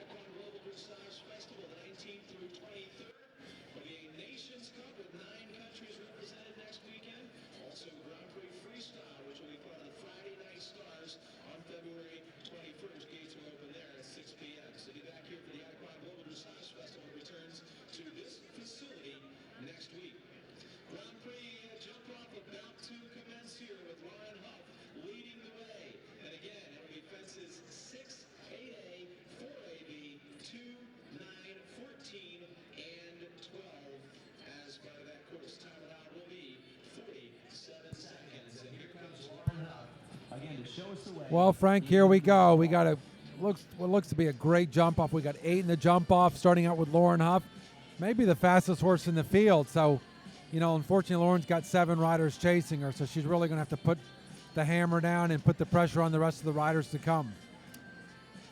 Yeah, we've got 8 riders coming back. Our first one's going to be extremely quick. So our jump off is going to begin over our triple bar, the Martha Jollicoeur jump, directly down to fence 8A, then a quick left turn to 4A and B, our light blue double, then a quick right-hand turn to fence 2. Let's see, over to 9, and then a new fence. It's a vertical, suncast vertical, and then a quick left turn to that big oxer with the Liverpool under it. So Lauren Huff on Ooh La La is going to set the pace. Everyone's watching to see what kind of time she can do this in.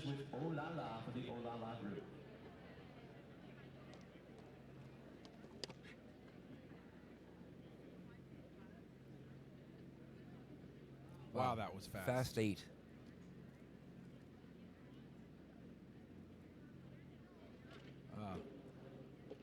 That's going to be a little bit of a problem. We saw, even in the first round, we saw that jump come down a lot. Now you're coming off of a short turn going very fast. So the horses really aren't staying in the air there. That's going to be a problem, I think, as the class goes on, as the jump off goes on. Yeah, and making a quick turn. That's pretty wide oxer for 4A, and looked like the horse just struggled across the back of A. Otherwise, very quick. Yeah, that looked very fast. Well, it was an early knockdown of the jump-off round there for Oh La La. The score 4 faults at a time of 40.23. And so that's going to be the standard that the next rider is going to try to beat. That's probably the one place on the course. Lauren going first had to really take a shot, but now that we've seen her knock that down, that's probably the one place where you have to try to not win the class. I think you've got to try to win the class everywhere else and be a little careful and cautious at 4AB. I think it's an interesting jump off. You can have a really fast horse that maybe lacks a little scope, and then you might have a little slower horse that has a lot of scope. And this jump off seems to have a little bit of a mix of both things, careful and a little bit of scope.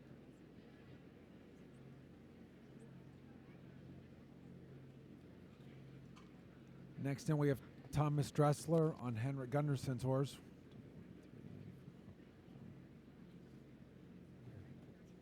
Wow. And for sure, this looks like a slower going horse than Lauren's, but looks like a very, very scopy horse. Looks like his strategy is to be medium, fast, and clear at this point. Yeah, this definitely doesn't look like the fastest horse in the class, but a nice double clear is going to get you a nice check tonight. Whoa, really long at that vertical, but he got away with it. Here's our first clear. Time of 42. A couple seconds slower than Lauren. 42-52 clear. And that looks like a good, solid, good ribbon tonight, but it certainly could be beat in the time department. Yeah, for sure. I mean, we saw Lauren go a little over 2 seconds faster than that. Now we've got probably the fastest rider in the class coming in. We've got Ken Farrington, who's been on fire, and he was the winner of the qualifier yesterday, so we know he's going to be faster than that. Hopefully he can leave all the jumps up.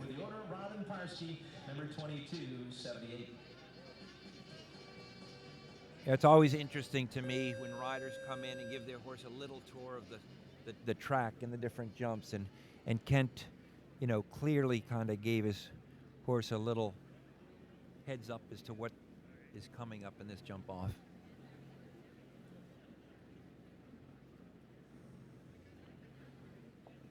Yeah, we saw the last rider do 9 strides up the first line. Is Kent going to still try to do a fast 9, or does he think he can get there and do 8 strides? The big thing is on the landing, he's got to make a pretty quick turn inside of the Hermes Oxer. 1, 2. There's the 9. He did the 9 also. Quick, but very efficient, quick inside turn. Met that just like he wanted to, and the horse finished out nice for him. Wow. That Super comes up behind very that. quick turning inside Yeah, that that's suncast. very, very difficult, but Kent did that really well. Wow, he This saw was that a before he blind, even made the fast turn. Yeah. And his horse helped him out. This horse, this very fast, Yeah, very Kent's clever. just such a fast rider. Wow. Clear.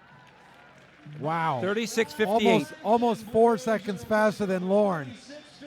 Lauren looked like she was very fast, and that was almost 4 seconds faster than Lauren and 6 seconds faster than Thomas. And that was one of those jump-offs, Jimmy, that it looked like everything just kept showing itself out of stride, especially to fence 9. Yeah, fence 9, he saw his distance way before he even got through the turn. And like you said, it was a blind turn, but he knew where he was, but he really put the pressure on Beasy. I mean, you've really got to, everything's got to work in your favor now to beat Kent. Yeah, and he did he took a couple shots there, like we just talked about, fence 9, and the horse really pitched in and did his part. You know, the nice thing about it is, you know, especially that blind turn at 9, Kent was on it, but the horse was with him every step of the way. The horse sort of followed Kent's lead all the way through that jump off.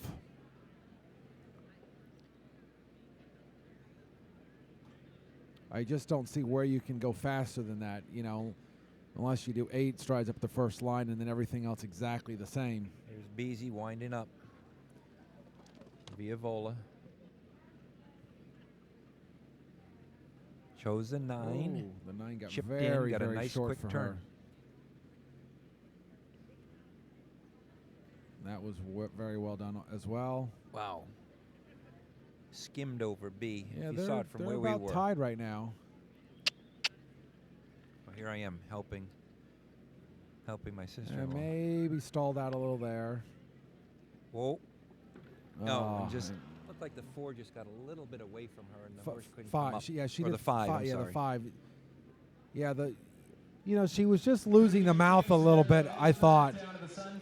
You know, when she ran up the first line, she lost the mouth a little bit there, and then again, when she was trying to steady up in the 5, the mare just got a little bit rude with her mouth and put her head up. Beasy looked like she was right on the pace. Yeah, I think she was on the pace. But then when she was a little bit late in that 5 and already thinking about the turn coming up after it, it just basically bellied the jump.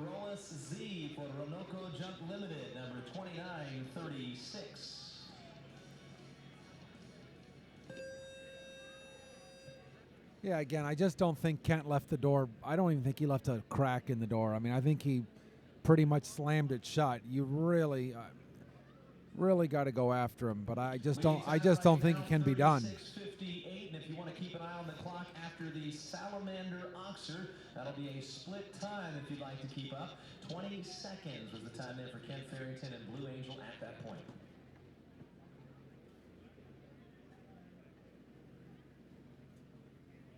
That was the same striding, but a very slow 9. This is a slower going horse. You know, Kent's horse just, even though he did the same number of strides, everything was just done faster than this horse.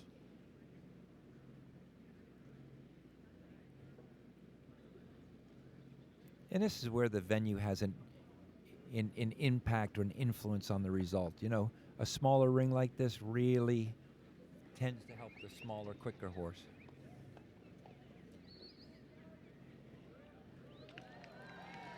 Well, we got 3 penalty-free rides in the jump-off now. That one was So second. clear round for Ken. That was a nice round. He really put the pedal to the metal coming to that last jump and made him some time. Yeah, to me, Kean kind of knew that he wasn't going to catch Kent's time, and he looked like he did a, moderately fast clear. Yeah, I mean, I think you in a class like this, you basically have to stay within your horse's comfort zone. No sense in running that horse off its feet when he really knew in his heart he couldn't catch Kent. So I think he just stayed within that horse's comfort zone and, came out with a nice result. If there's a horse that can beat it, this is the only one. This is the only.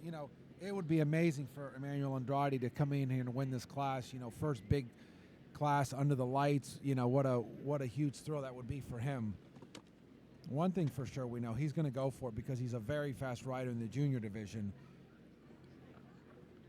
Up an early rail, so she's out of the running. So it's all down to Emmanuel, and I would say he's not riding for a double clear. He's gonna Go for broke. He's gonna really go for broke. He's probably the only thing that he could do quicker tonight is dismount.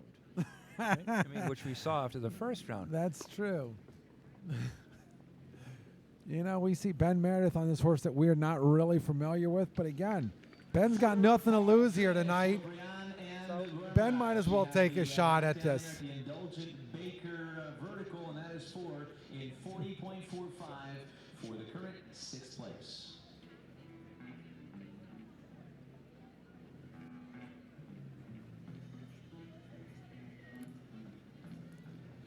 Well, we're down to the final 2 entries now. With Ken Farrington I mean, it'd be great to see Ben Meredith for Australia challenging next. beat Kent just because he's, really trying to make a name for himself, but I don't think it's in the cards. No, I mean, I think it would be just amazing for either one of these 2 young riders, Ben or Emmanuel, to step up and win this class. But, Kent now is a veteran. He knows that horse well. It's won numerous classes, class after class. A bad round for that mare is 4 faults. And it's been on fire. Winner yesterday, winner at Mar-a-Lago at the Trump Invitational, and looking like the winner tonight. Same number of strides, there 9, little wide here.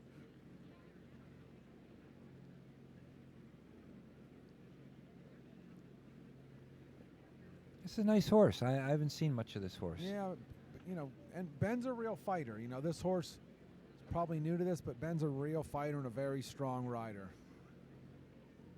And the same thing, we said about Keene, probably realizing he can't win the class, but he's just trying to have that medium fast clear and come out with a nice result.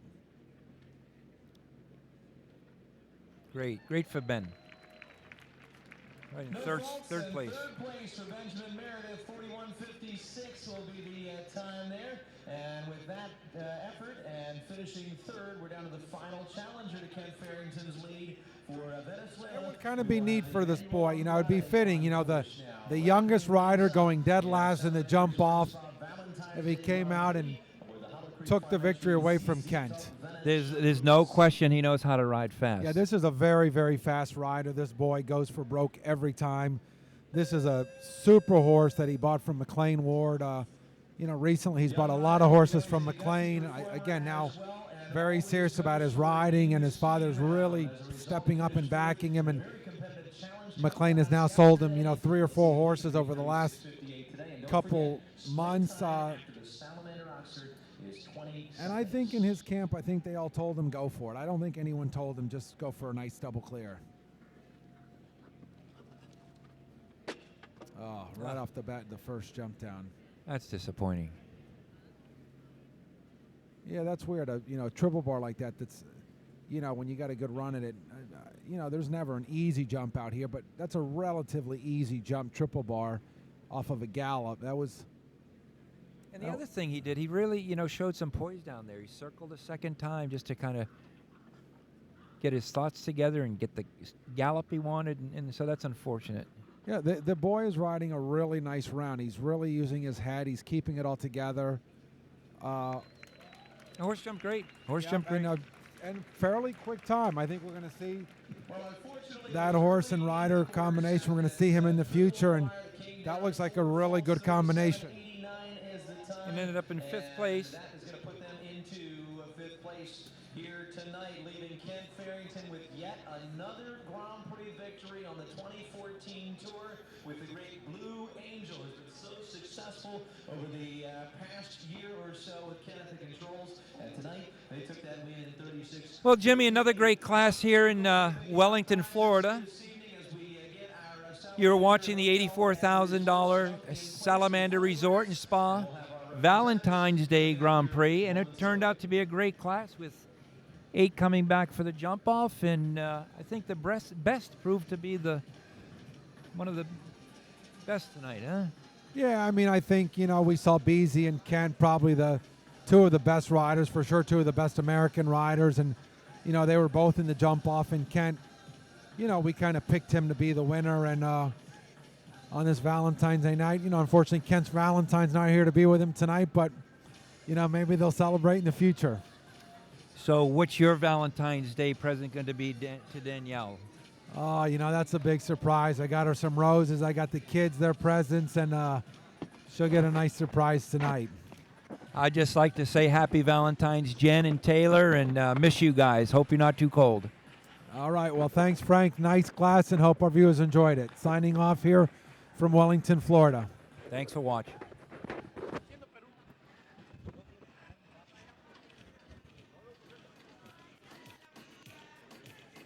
Salute going out again to our sponsor of the week here, Salamander Hotel and Resorts. And again, they just opened up their Salamander Resort and Spa in historic Middleburg, Virginia last year. Already acclaimed as one of the finest new resorts in the world. Again, we encourage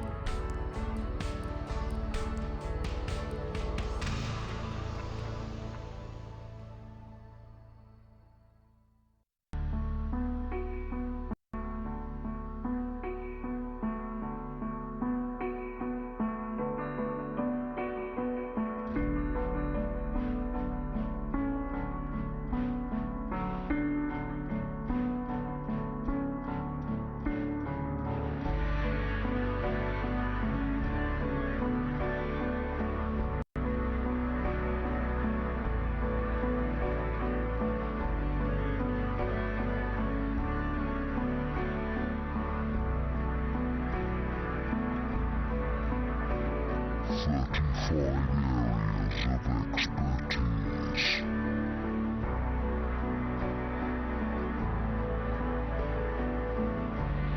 26 countries.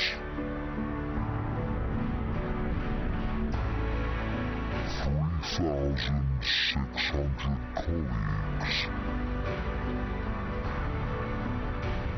United in uncompromising commitment.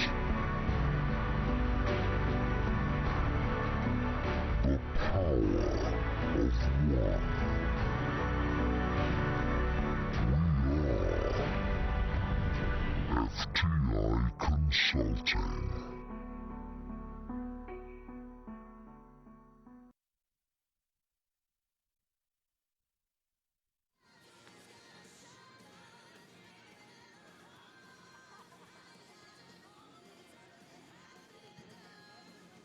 Also, salute going out to our last challenger to show in the jump off, and that was Emmanuel Andrade and Hollow Creek Farms ZZ Top Vanet Shabrook Z, finishing as the fastest of the fours in 5th place.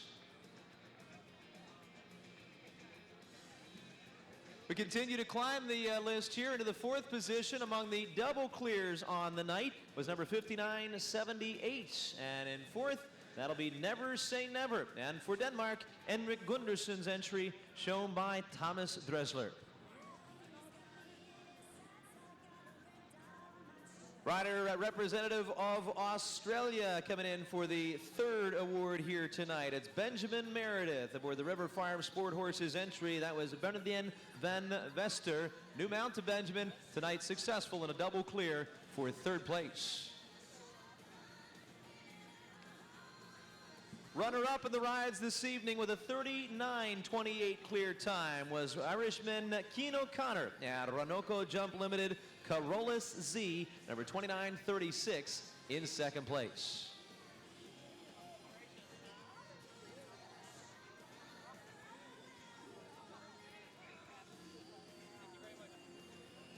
But of course, it was Ken Farrington who would best the field here on Friday night for a Valentine's Day performance aboard Blue Angel. Robin Parsky's entry with the best of the clears in 36:58.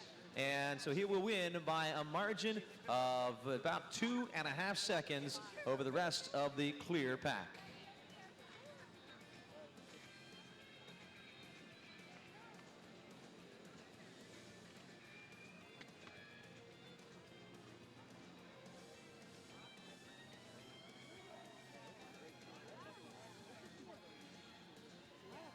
Well, those are your top rides on the evening, ladies and gentlemen. Grand Prix victory being earned by Blue Angel and Kent Farrington. And there's he is adorned by that beautiful Salamander Hotel and Resorts cooler. Recognition of his win here tonight. He will be leading the way in a victory pass. And congratulations on that top finish with Blue Angel in 36:58.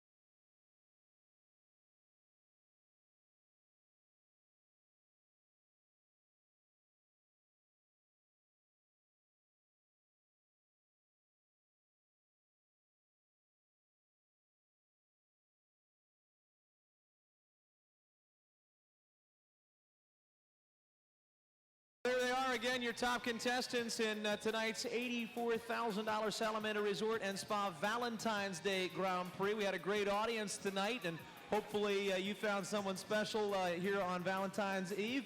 We also would like to recognize, while we're finishing out the Grand Prix Awards, our leading lady rider of the week. And she hasn't been with us here for the presentations tonight, but we would like to recognize Caitlin Campbell on the Leading Lady Honors. That award brought to us again by Martha Wachtel-Jolicoeur of Illustrated Properties in honor of the late Dale Lawler. This is the 4th year the prize is being presented to a leading lady each week. And of course, upon completion of the 12-week circuit, the leading overall lady rider will be presented with a PJ Jumps prize package. Thanks again to Martha Jolicoeur, and congratulations there to Caitlin Campbell. We finish out our Friday night. We've got Saturday action coming up here tomorrow at 1 o'clock with one of our Meter 50 Classic events taking place here at the same facility. So ladies and gentlemen, we hope you will plan to join us again tomorrow. Don't forget, over at the main grounds, Palm Beach International Equestrian Center, it is the Saturday Night Lights feature hunter competition coming up here tomorrow evening,